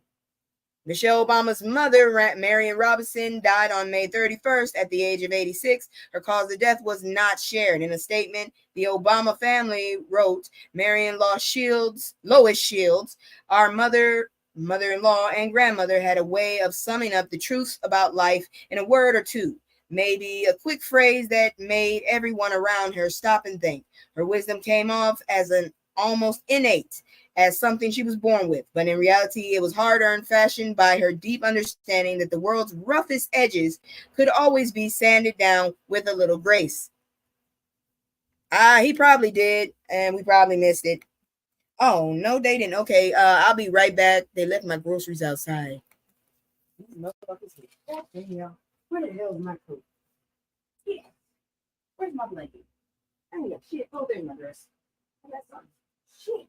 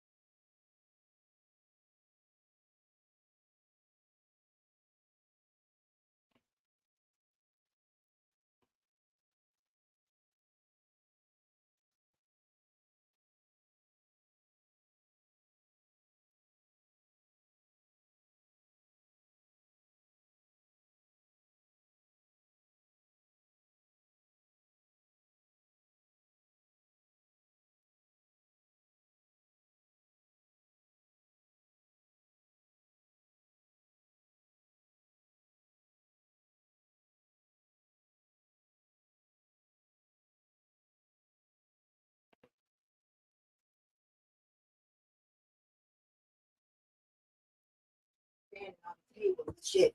Once we move to a new place, your ass is not allowed on the goddamn table. You lucky I don't fucking use that damn table, you goofy ass cat and goat in disguise. Shit. All right, y'all. I'm sorry. I'm back. I had to get my groceries real quick.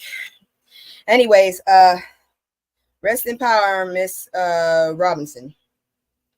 How long is this list? Drew Gordon. Good grief, we lost a lot of people. Drew Gordon died on May 30th in a crash while, what the hell? There goes the box. Drew driving a three-wheeled vehicle in Portland. He was 33.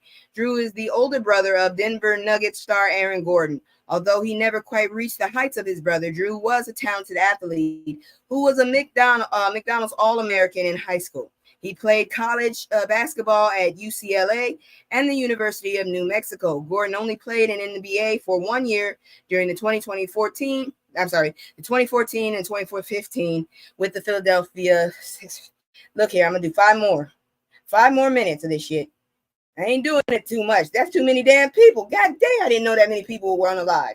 Reverend William A. Lawson. This list is not ending because I really don't see a number. On Tuesday, May 14th, the highly respected Reverend William A. Lawson passed away at the age of 95. Lawson was the founder of Houston's Wheeler Avenue Baptist Church and a civil rights leader who started one of the city's largest congregations after moving to Houston from Kansas City almost 70 years ago. Lawson also hosted Reverend Martin Luther King Jr. as at his church at the peak of the civil rights movement. Good grief. I'm telling you right now, we got 4 more minutes of this. If it don't end in 4 minutes, I'm trying to be respectful, but this is ridiculous. Jimmy Johnson. Good grief.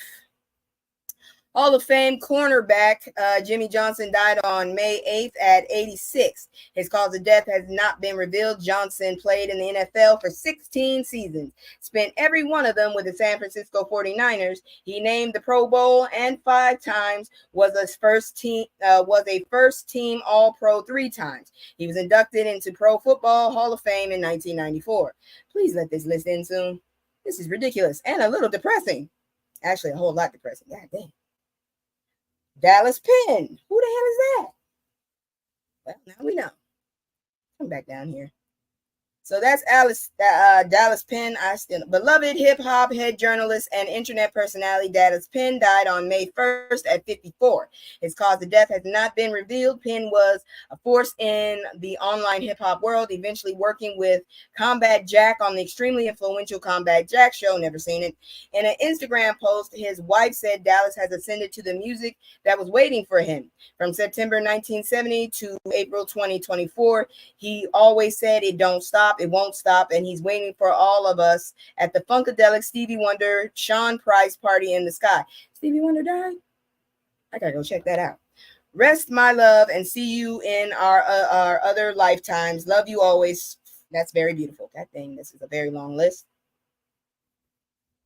Who else? Who else? Because I can't take this too much longer. Donald M. Payne Jr. Oh, Lord, who is this?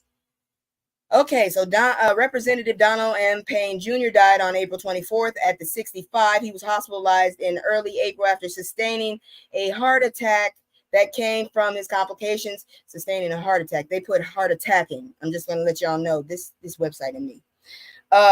Complication with his diabetes. Payne was the son of Donald Payne Sr., who was the first black person to represent New Jersey in Congress. Good grief, that's a lot of people. Man, we ain't doing this again. I'm telling you right now. I'm trying to be respectful. Shut up. I heard my kittens calling. Chris King. There's a picture of him. Chris King, who was born Christopher Cheeks, was a rapper who died on April 20th. King, who is just 32 years old. Hello, Mavis. 32 years old, was a rapper who died. Where was it? 32 years at the time of his passing, suffered from a fatal pew-pew wound in Nashville, Tennessee. Keke Palmer paid homage to her late friend by writing on Instagram, "I just want to share that I loved you, and I remember all the City Walk Grove moments." Rest in power, sir. One more and I'm done because this is ridiculous. Then what the heck are they talking about? Talking about Stevie Wonder in the sky. Stevie's still down here with us. Oh, don't start burying other people with him. I think that was the end. I hope. Yeah, that was the end. Thank goodness. Okay, y'all. I'm so sorry for that, and I'm not mad about it. Let me change my look. I'm actually oh Lord Jesus, that was horrible. I'm really sad about those people leaving. I believe that, oh my goodness, I think that list was not done, and I am not going back to it because that was depressing.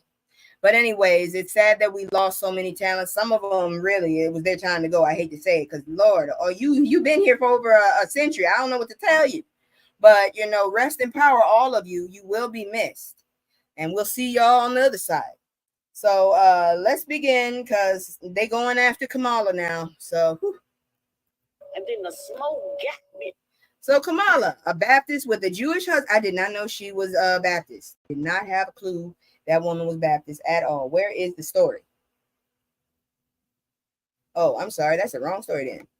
Never mind. Let's forget about that then. I thought I had another story on Kamala, but all I see is what's this dude's name? Lil Ray. Is that Lil Rail? I don't know. They all look the same to me because they're just boring. Hey Jen, girl, I've been wondering where your ass has been. Missed you. Thank you so much for that. That reference letter. I put it on my website as well. So thank you so much. It really helped me out. So now I have, if you aren't aware, if you're not in my Discord and you're just interested, I applied for artistic housing certification. I sent it to the city I live in, and then I sent it to my hometown city, which is Boston. And I was approved.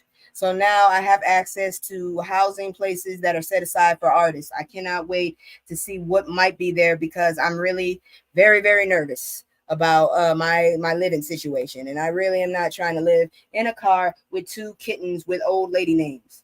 But anyways, look at this shit here. So someone read 2025. I've already gotten a speech ready. I'm just trying to pull some images and stuff, some graphics so that I can do my deep dive in it. But someone read it and they got 10 ways this is going to hurt a lot of us melanated people. So here we go, y'all. Hold on. Eventually we'll get, well, you in the Discord server. I'll tell you that. I ain't never seen you actively on, but you there. So, this person read it. This was on the 15th. I wish I had got a hold of it. I might have read it before, but hell, let's go over it again. Shit. I'm just going over exactly what's wrong with it, and then I'll do my deep dive. So this dude went over it. We're not going too much into it. I might have done this before, but hey, I don't mind reminding people. So let me show 10. Make the government white again.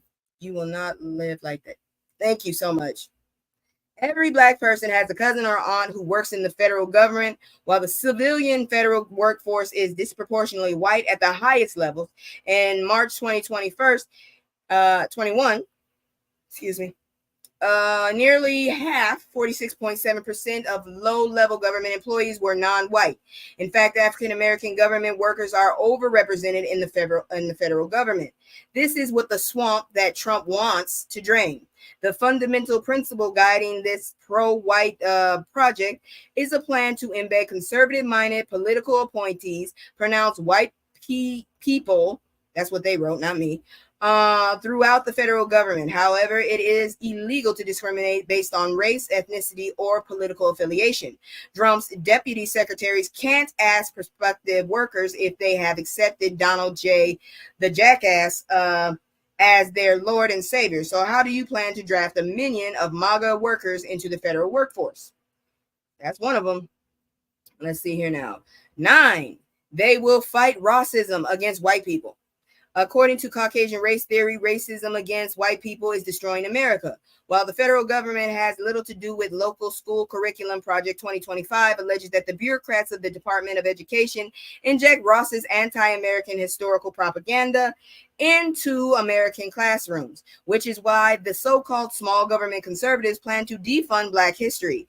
Both plans vow to get rid of anti-white indoctrination, affirmative action, diversity, equity, and inclusion, and especially the dreaded critical race theory. So basically, we're going to lie some more.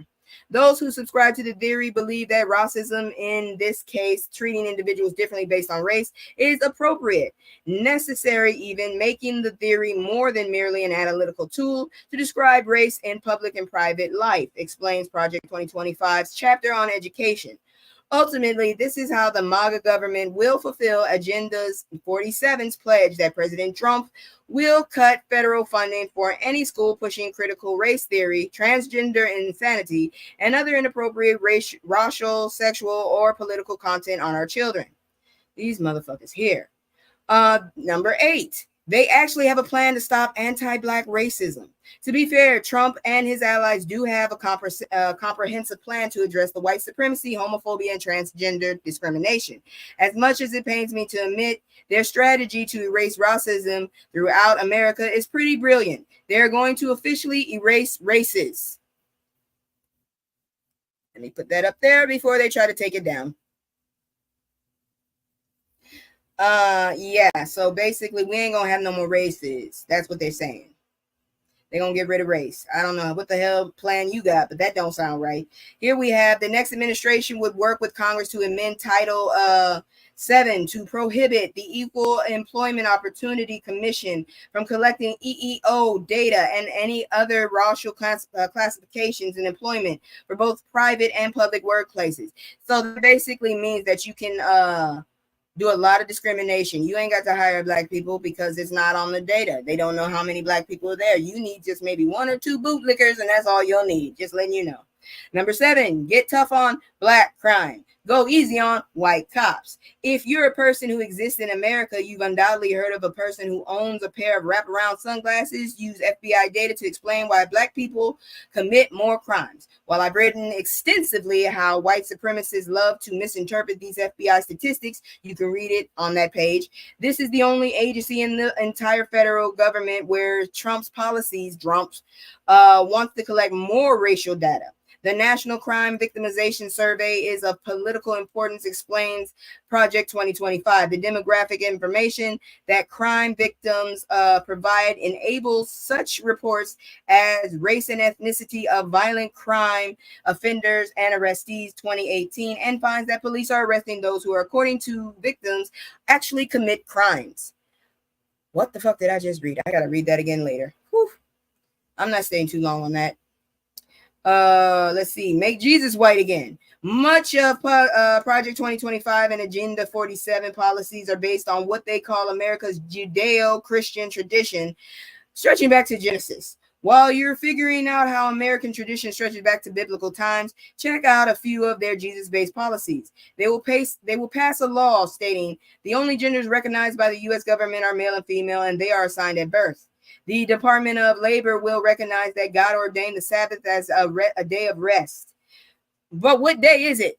I celebrate the Sabbath on Saturday. I'm just telling you, because it's the 7th goddamn day, and I don't worship sun gods. Just telling you. The Department of Labor will recognize that. Okay, I said that. Trump will delete the term sexual orientation, gender diversity, equity, inclusion, equality, equity, abortion, reproductive health, reproductive rights, and any other terms used to deprive Americans of their First Amendment rights out of federal rule, agency regulation, contract, grants, regulation, and piece of legislation that exists. We're going all the way back to the goddamn Puritans, y'all. Make abortion impossible. Allow Christian schools to use federal education funds with no oversight or curriculum regulation. Protect churches' tax-exempt status of churches, even if they engage in discrimination or partisan political activity. Nope, they certainly don't. Let's see here now. Exempt Christian colleges, employers, and healthcare facilities from anti-discrimination policies and government regulations. In other words, you're going to have a lot of all-white Christian schools. Agenda 47 also insists that Drumpf will be a champion for the fundamental right to pray in school. The Muslim ban will be reinstated. Make abortion impossible. 5. Welfare for white people, poverty for blacks.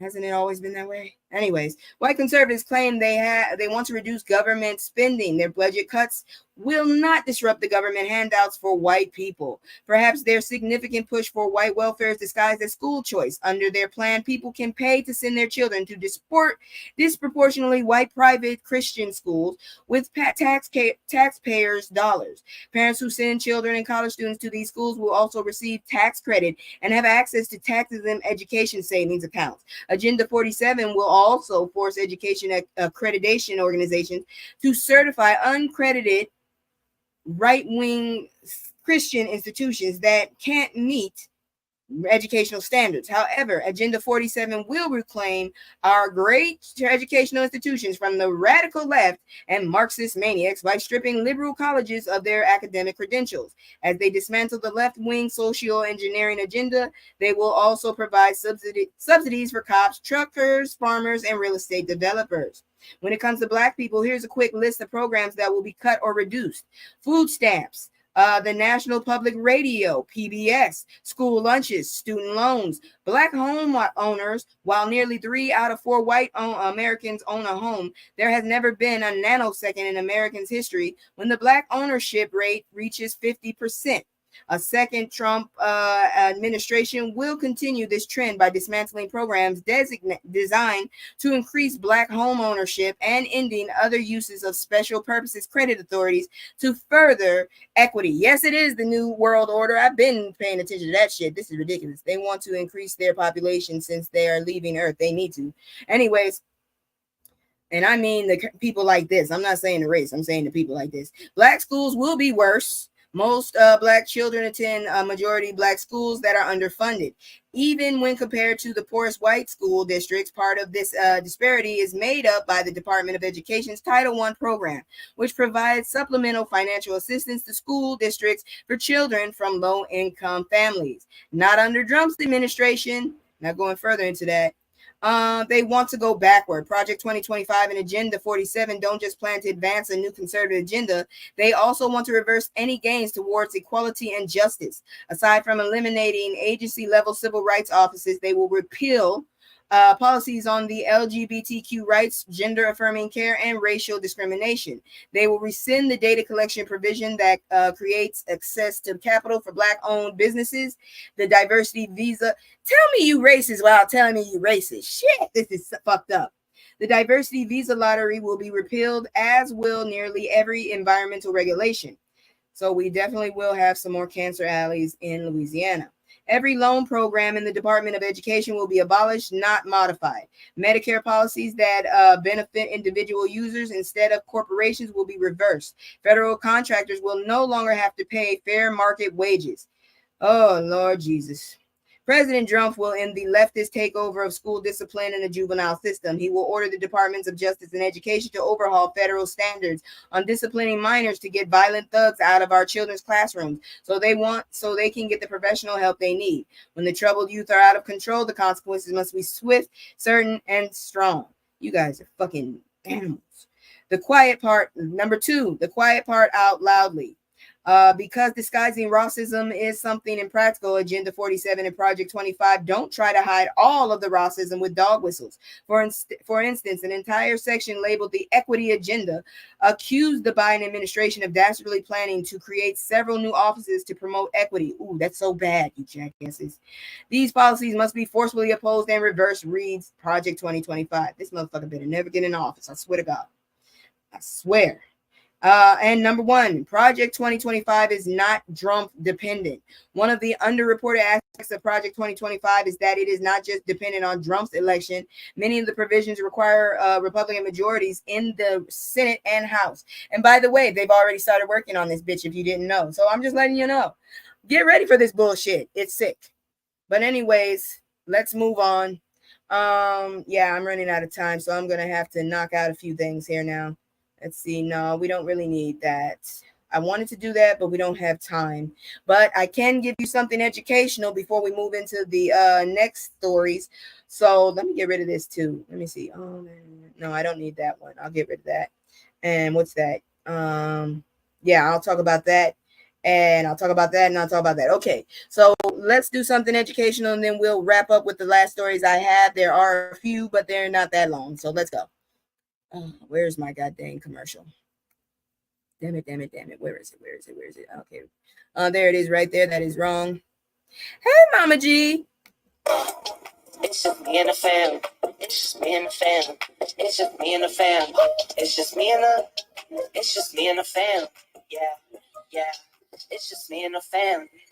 See my little tay, that's my girl, that's my mascot. No one's go for hours, it's some hours till we pass out. Stay inside the house, turned up with the racks out. Stay inside the house, turn. So as always, like I said, please subscribe. I don't have a membership yet. I haven't gotten that big. Share, all that good stuff. We moving on into the, oh, I did the wrong one. Sorry. Here we go. Educational. Damn, I'm stupid. Yo, so many, hey, so many, yo, so many shits, yo, so many lies. Look in my eyes, they know I'm the truth. Knocking them down every time I step in the booth. We ain't got a lie, they know we the vibe, we live in this proof. It's young conscious, shoot my life a movie, I live in this booth. Ain't no sticking around, I'm on the move, I'm checking the dudes. Yeah, it's only us two, so you know we copping that cool. We on the roof, smoking dope, look at the view. Used to chill on the stove, now we out here breaking the news. It ain't shit you. All right, so how photographer Frank Stewart captured the culture of jazz, church, and black life in the U.S. This was reported today. And Pennsylvania, at first glance, it looks like an aerial photo of a cemetery destroyed by war with charred coffins ripped from broken concrete vaults and arched marble tombstones flattened by a bomb blast. Where the hell is that picture? I need to know this. Where's the picture? It better be down here. Oh, it's down there. Oh, no, I guess. Then the viewer begins to discern details. The coffins and vaults are actually parts of a keyboard. Instead of the names and dates, the apparent tombstones are inscribed with words like vibrato and third harmonic. It looks like a graveyard, photographer Frank Stewart said. Commercial.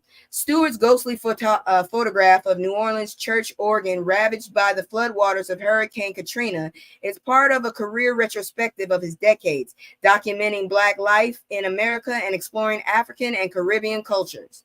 Where's the picture? Stewart's Nexus, an American photographer journey, 1960 to the present, is on display at the Brandywine Museum of Art Thursday through September 22nd. Brandywine is the fourth and final stop for the exhibition, which was organized by the Phillips Collection in Washington, D.C. and the Telfair Museum in Savannah, Georgia. I wanted to talk about Black church and what influence they had on culture, Stewart said in his post-Katrina work in New Orleans. This organ, the music, and everything corresponds. It all comes together. I just wanted to show the devastation of churches and the music and the culture. I wish they would show a picture of it. Okay, this is a photo of the Brandywine Conservative, very historical Black area. Music is elemental to Stewart's practice. He was a longtime photographer for Savannah Music Festival, and for 30 years, he was a senior staff photographer for jazz at Lincoln Center Orchestra, which paired with his artistic Grammy director and Grammy-winning musician, Wynton Marsalis. He's like my brother, said Stewart, whose exhibition includes Stomping the Blues, a 1997 photograph of Marsalis leading the orchestra off the stage during the world tour of his Pulitzer Prize-winning Jazz Ontario, Blood on the Fields. That's the picture right there. Let me scroll up here and see if that goddamn picture ever popped up, because I'm still looking for it. God dang it, I want to look for it. If I can't find it, I'm going to look for it on the internet, because I want to see what it looks like. That sounds absolutely interesting. Let's see here. Let me copy this title. Let's see here now. This is what happens when you have to, okay, I'm just copy that title. And if I don't see the picture in this story, I'm gonna go look it up somewhere else. All right, so that's the picture right there.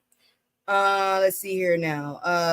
Stewart, who was born in Nashville, Tennessee, and grew up in Memphis, Tennessee, and Chicago, has his own ties to jazz and blues. His stepfather, Phineas Newborn Jr., was a pianist who worked with the likes of musician Lionel Hampton, Charles Mingus, and B.B. King. I met B.B. King. If you want to know about that, check out my story time, because I met him when I was 3. It was I don't know what to tell you.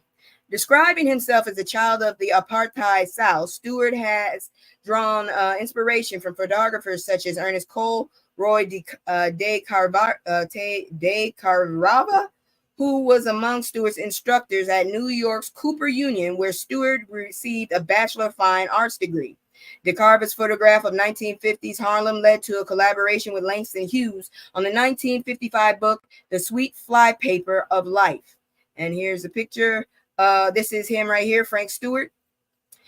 Cole, a South African photographer, achieved acclaim in 1967 with The House of Bondage, the first book to inspire Stewart. It chronicled apartheid using photographs he smuggled out of the country. Cole was never able to replicate his early success and fell on hard times before dying at age 49 in New York City. That is sad. A documentary about him, Ernest Cole Lost and Found, premiered at this year's Cannes Film Festival.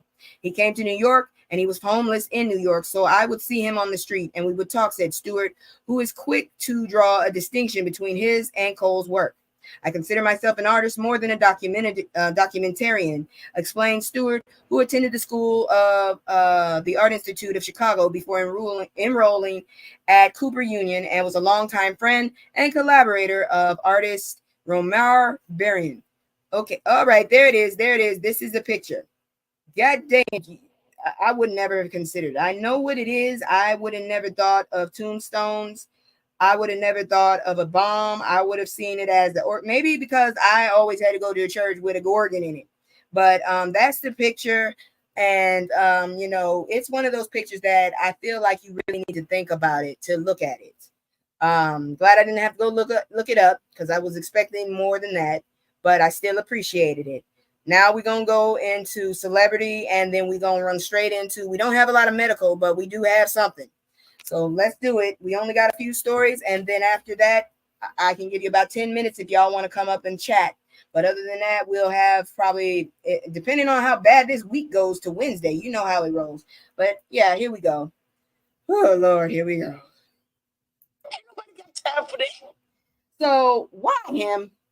God dang Flavor Flav. So the story is, let me get up here. Flavor Flav is soaking up his first Olympic experience cheering on the U.S. water polo. I don't want you near nobody wet. I really don't. I just don't. I really don't. You should not be near nobody wet. That's my opinion. And I stand on that. So this was reported yesterday. Flavor Flav stopped for hugs and handshakes and high fives as he made his way around the Team USA house at the Paris Games on Thursday. Why is he at people's houses? He never stops smiling. He never does. This is quite an experience for me right now, because the only time I've ever seen the Olympics was on TV, Flav said. You know what I'm saying? But I always want to see what it felt like being there. I always wanted to see. So now I got the opportunity to be there. It's the best. Damn him. I didn't look at it. I honestly didn't even know it was going on at this time, but that should have made sense, all them damn stories. I thought we were still waiting for it. But let's see what else.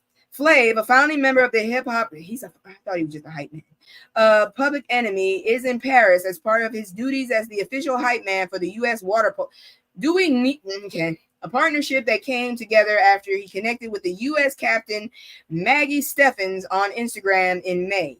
The 65-year-old Flav is embracing his new responsibilities with his usual brand of seemingly boundless in that enthusiasm. That line again, he's going to act a fool. I'm so ready, man. I'm so hyped right now about this sport. Do you even know what water polo is? I don't believe it. But if he does, I'll be shocked. Said Flav, wearing a custom USA water polo clock around his neck. I wish I was playing it. I'm hyping myself up right now to ask them to let me on the team. I bet you his ass jumps in the damn pool at some point. There he is right there. This man has possibly 100 kids. I just want y'all to know that. The road to Flav's Olympic debut began with Steffens posted on Instagram about her experience with the U.S. women's program, which has won an unprecedented 3 straight gold medals going into Paris. While paying tribute to her teammates and expressing her love for her grueling sport, Steffens also highlighted the constant financial struggle for most Olympic athletes. Flav's manager Flav's manager brought the issue to his attention, and he promised his assistance in a comment on Steffens' post. As a girl dad and supporter of all women's sport, I'm going to personally sponsor you, my girl. Whatever you need, I'm going to sponsor the whole team, Flav wrote. He probably could. I wouldn't put it past this asshole. I think he got money. That exchange turned into a unique sponsorship deal between Flav, whose legal name is William Jonathan Drayton Jr., that's a lot of names, and USA Water Polo. Flav made an undisclosed financial contribution to the women's program as part of the 5-year agreement, and he also agreed to collaborate on social media to help bring attention to the small sport. Yes. He is planning to attend the Olympic openers for the U.S. women and men. The women face Greece on Saturday, and then men play Italy on Sunday. Flav was inducted in the Rock and Roll Hall of Fame with Public Enemy in 2013. Prepped for his Paris experience by attending 2 women's games, even joining the TV broadcast. I knew it. He also jumped in the pool with the women's team. I knew he was going to do that shit. I knew it. This is my first time reading this shit. I knew he was going to do some shit like that. I tried it. I got to try it to see what it feels like, Flav told the AP. And boy, was I in that water with the girls for like 7 minutes. I was treading water for 7 minutes, and I'm not going to lie, but that was like the hardest 7 minutes in my life. You dumbass, you should have never jumped in that shit. Snoop Dogg had a chain with, oh Lord have mercy. This is why I don't really pay attention to a lot of celebrities. I just do this for fan service. Flav said he got lucky and connected on 2 goals against Ashley Johnson, widely considered the best goaltender in the world, though he felt as if she might have let him score. The significance of the moment was not lost on Johnson, the first Black woman to play water polo for the U.S. Olympic. We saw the video come out on social media. It was so cool to see, Johnson said. But I read through the comments and I see people asking questions about water polo and people of color wanting to start playing. And that's a different community than I've seen talk about our sport in the way they were talking about it. And I have, like, this whole time I've been on this team. I didn't understand what I just read. Whew. Anyways, that is something Flav hopes to see more of as he continues to cheer on the U.S. team. As long as he don't make a fool out of us, I'm happy. Over 15 instruments. He is very talented, but he act a whole ass fool. I ain't even gonna lie. When it comes down to water polo, let me get that down. It's not really about people of color. It's about people that love to play it. He said, water polo is for all races and all colors of people. So far, so good. He ain't made a complete fool of himself. I agree with his sentiment. I do get tired of them always pointing to black, black, black, white, white, white. Sometimes you don't need to say that. I am all the way pro-black. My mama is all the way pro-black. Anything for the improvement of our lives, I'm for. But I do not believe in genocide, eugenics. I don't believe in none of that shit. I've met very good white people and I've met very bad black people. I've met very good black people and I've met very bad white people. And I've met some assholes. But needless to say, it is what it is. And I just want people to understand that the message I'm putting out is not really that of I can't stand anybody else other than black people because my DNA is ridiculous. But it's more of, I need us to actually be woke, the real woke. I need black folks to actually understand what the hell is going on around us. Because if we don't start researching it on our own, ain't nobody else going to do it. And we're going to walk into another damn dumbass trap.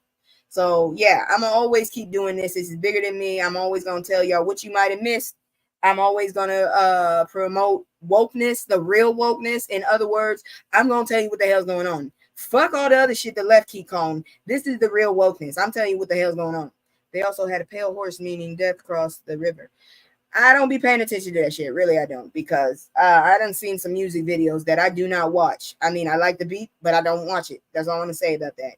But let's get into some more of this crazy shit. Emotional content. So Pop Smoke's mother talks No Jumper podcast interview with late son's alleged unaliver, forgiveness, and more. So this has been in the news a lot about Pop Smoke's unaliver, who was a teenager when he did it. I didn't know Pop Smoke was so damn young. Damn, he got a deep ass voice.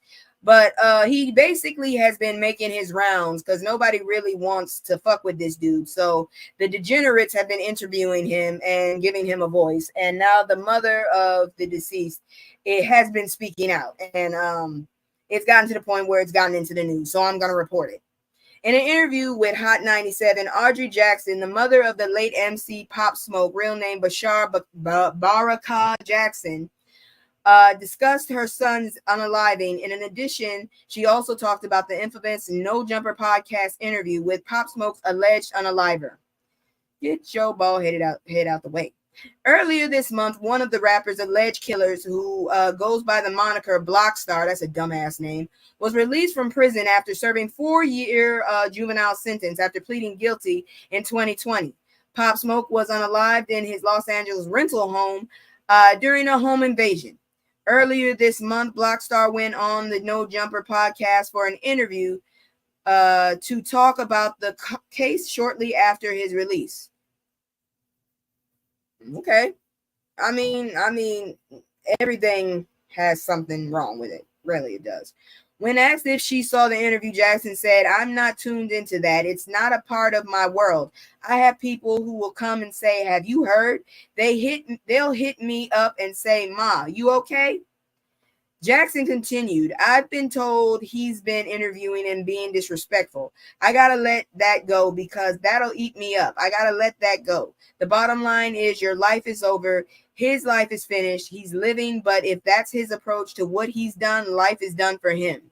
I did like his music, and it's really sad that he unalive, but I think I was overseas when this happened because I thought he was still alive until this started coming up, until I started seeing videos and stuff. I knew for about 2 years now, but I didn't know when it happened. After her son's death, Jackson started the Shoot for the Stars Foundation, which celebrates the life and legacy of Pop Smoke.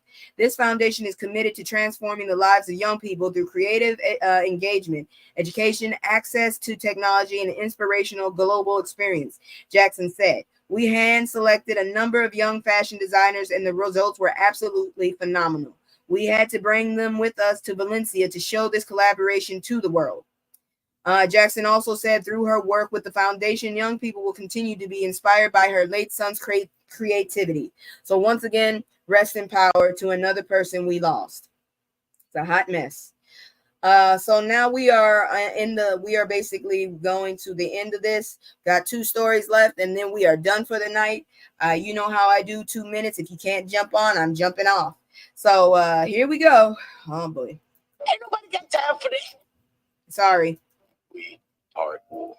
So it's a little bit of both, y'all. I really don't consider him funny. But clapping back at Ozempic allegations, Lil Rel Howery opens up about his dramatic weight loss. Okay. This was reported yesterday. I just don't think he's handsome. I don't think he's funny. He's funny with an ensemble, not by himself. I don't find him funny at all. Lil Rel Howery is feeling good and will not let haters steal his joy. Recently, the Get Out star garnered attention for his noticeable weight loss during a red carpet appearance for his upcoming film, Harold and the Purple Crayon. Great, they're making that book a story? Okay, I seen the trailer. I don't know what to say. "This is my own appreciation post for myself," Howery wrote on Instagram. "I've worked really hard on myself the last 5 years, physically, mentally, spiritually, professionally, and personally. I'm so proud of myself. This is the best I've ever felt and looked in my whole life." Well, good for you, sir. While the actor credits his weight loss to lifestyle change, which is true, noting that he stopped drinking and began eating better, users in the comments question if Howery used any medication like Ozempic or Mounjaro to help shed some pounds. "Why can't people tell the truth on how they lost weight?" one commenter shared, to which Howery responded, "I did, but y'all would rather believe the bullshit because doing something right is so unbelievable." And this point in time, I kind of agree. Those stars like Tina Knowles, Terry Crews, and Yvonne oh Lord, I ain't saying that name again, applauded the star on his journey. Howery still posted a follow-up video addressing the onslaught of hate comments and accusations. "That's not my journey," he said, shutting down the claims. I don't know even where to get it from, to be quite honest for you. I put that post up to inspire other people," he added, "and to remind people it's not a sprint, it's a marathon, and this is what it looks like and feels like when you actually put it in work and put it in time to do it." He's been in a few movies and sitcoms. He's not a huge star, but he's been in quite a few. If you saw Get Out, he was the security guard that came and saved old boy. For Howery, his religion and relationship with God were fundamental to his weight loss. Well, that's good to hear. Though it wasn't easy, he stressed that his spiritual journey fueled his physical one, recounting dark moments when his assistant reportedly found him crying. Howery explained how his 5-year journey to wellness also improved his mental wellness and allowed him to find love with his fiancée, Daniela Lane. I worked my butt off. I ain't taking any supplements, even with just working out. I don't do any of that. This has been a spiritual journey. It's been a mental journey. It's been a journey full of love, he said. I was in a dark place, but I said yes to God, and that's the truth. Well, more power to you, sir. Regardless of how people think he lost the weight, Howery hopes his testimony inspires others. Whatever you do, please do for yourself. And if you can, don't take the shortcut. Really, put the work in this Really, put the work in this as a whole. Just start hard work, nothing else, and that's the honest to God truth. Well, good luck, sir. I lost a lot of weight too, but that was from mental wear and tear from the shit I was going through. We're down to our last story, which is basically a palate cleanser, weird ass shit. So let's laugh at some of the dumbest things I've ever heard. Oh, Lord. CBP officer in Seattle seized illegal drugs twice in 1 week from the same traveler at the same airport. Damn it if you ain't a dumbass. God dang you. Damn you, stupid. July 4th, the U.S. Customs and Border Protection on Wednesday said it had seized illicit drugs from the same traveler twice in 1 week at a Seattle airport. CBP officials seized pounds of ketamine, codeine, and gamma hydro. I ain't saying that. Why didn't you just say GHB, you assholes? From a traveler who entered the United States from Europe. That's Europe. Not South America, not Central America, not Mexico, not Africa, not Cuba, none of the brown places. Europe. That's where it came from. Europe. Anyways, okay, I saw that movie. That was bigger in that movie. Yeah, he was bigger. Okay, so then he tried to, this dumbass. Then he tried to return not long after getting released from jail, only to be caught again with drugs at the same airport, according to the news release. When criminals do stupid shit. He was arrested and turned over to Port of Seattle Police Department and now faces possession charges with the intent to distribute ketamine under the Washington state law.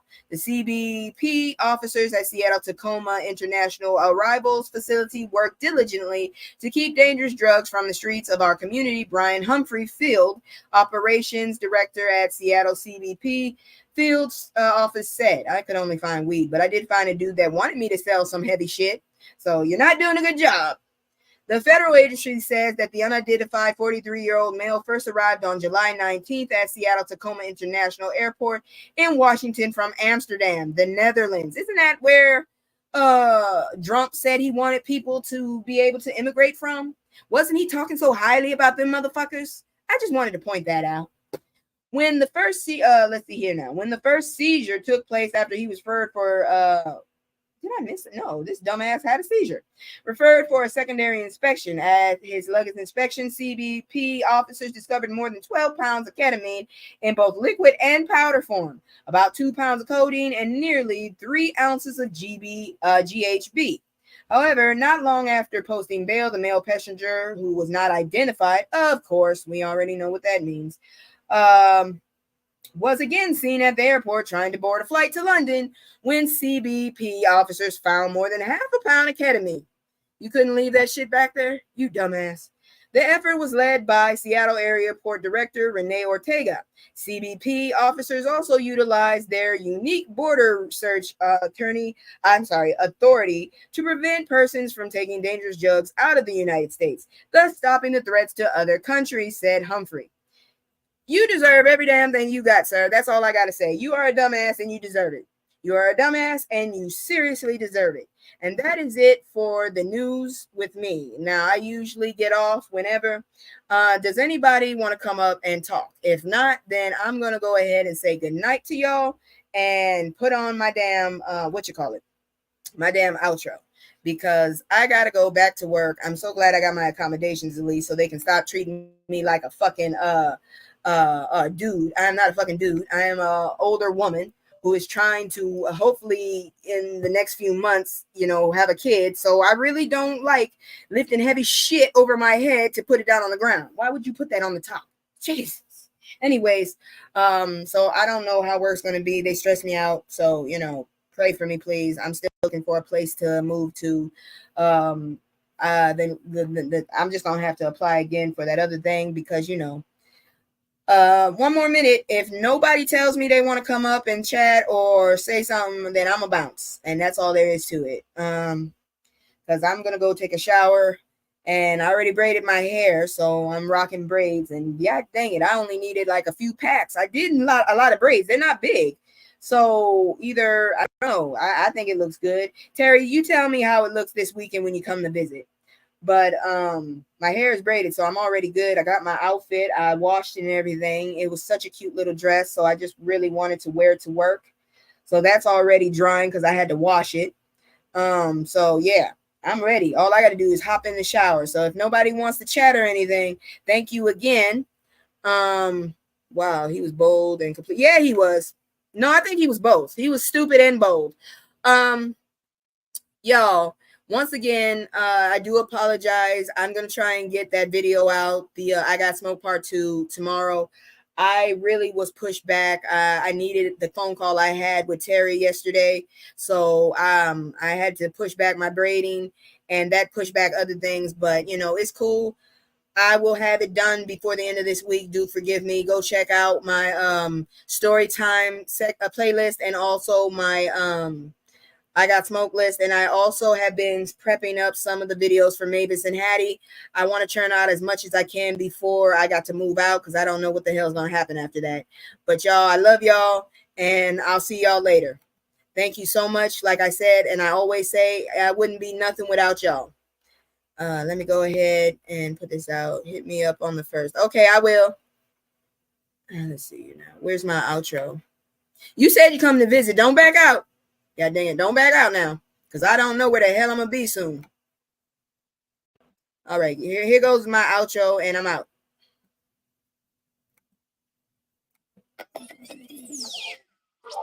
I can't stay.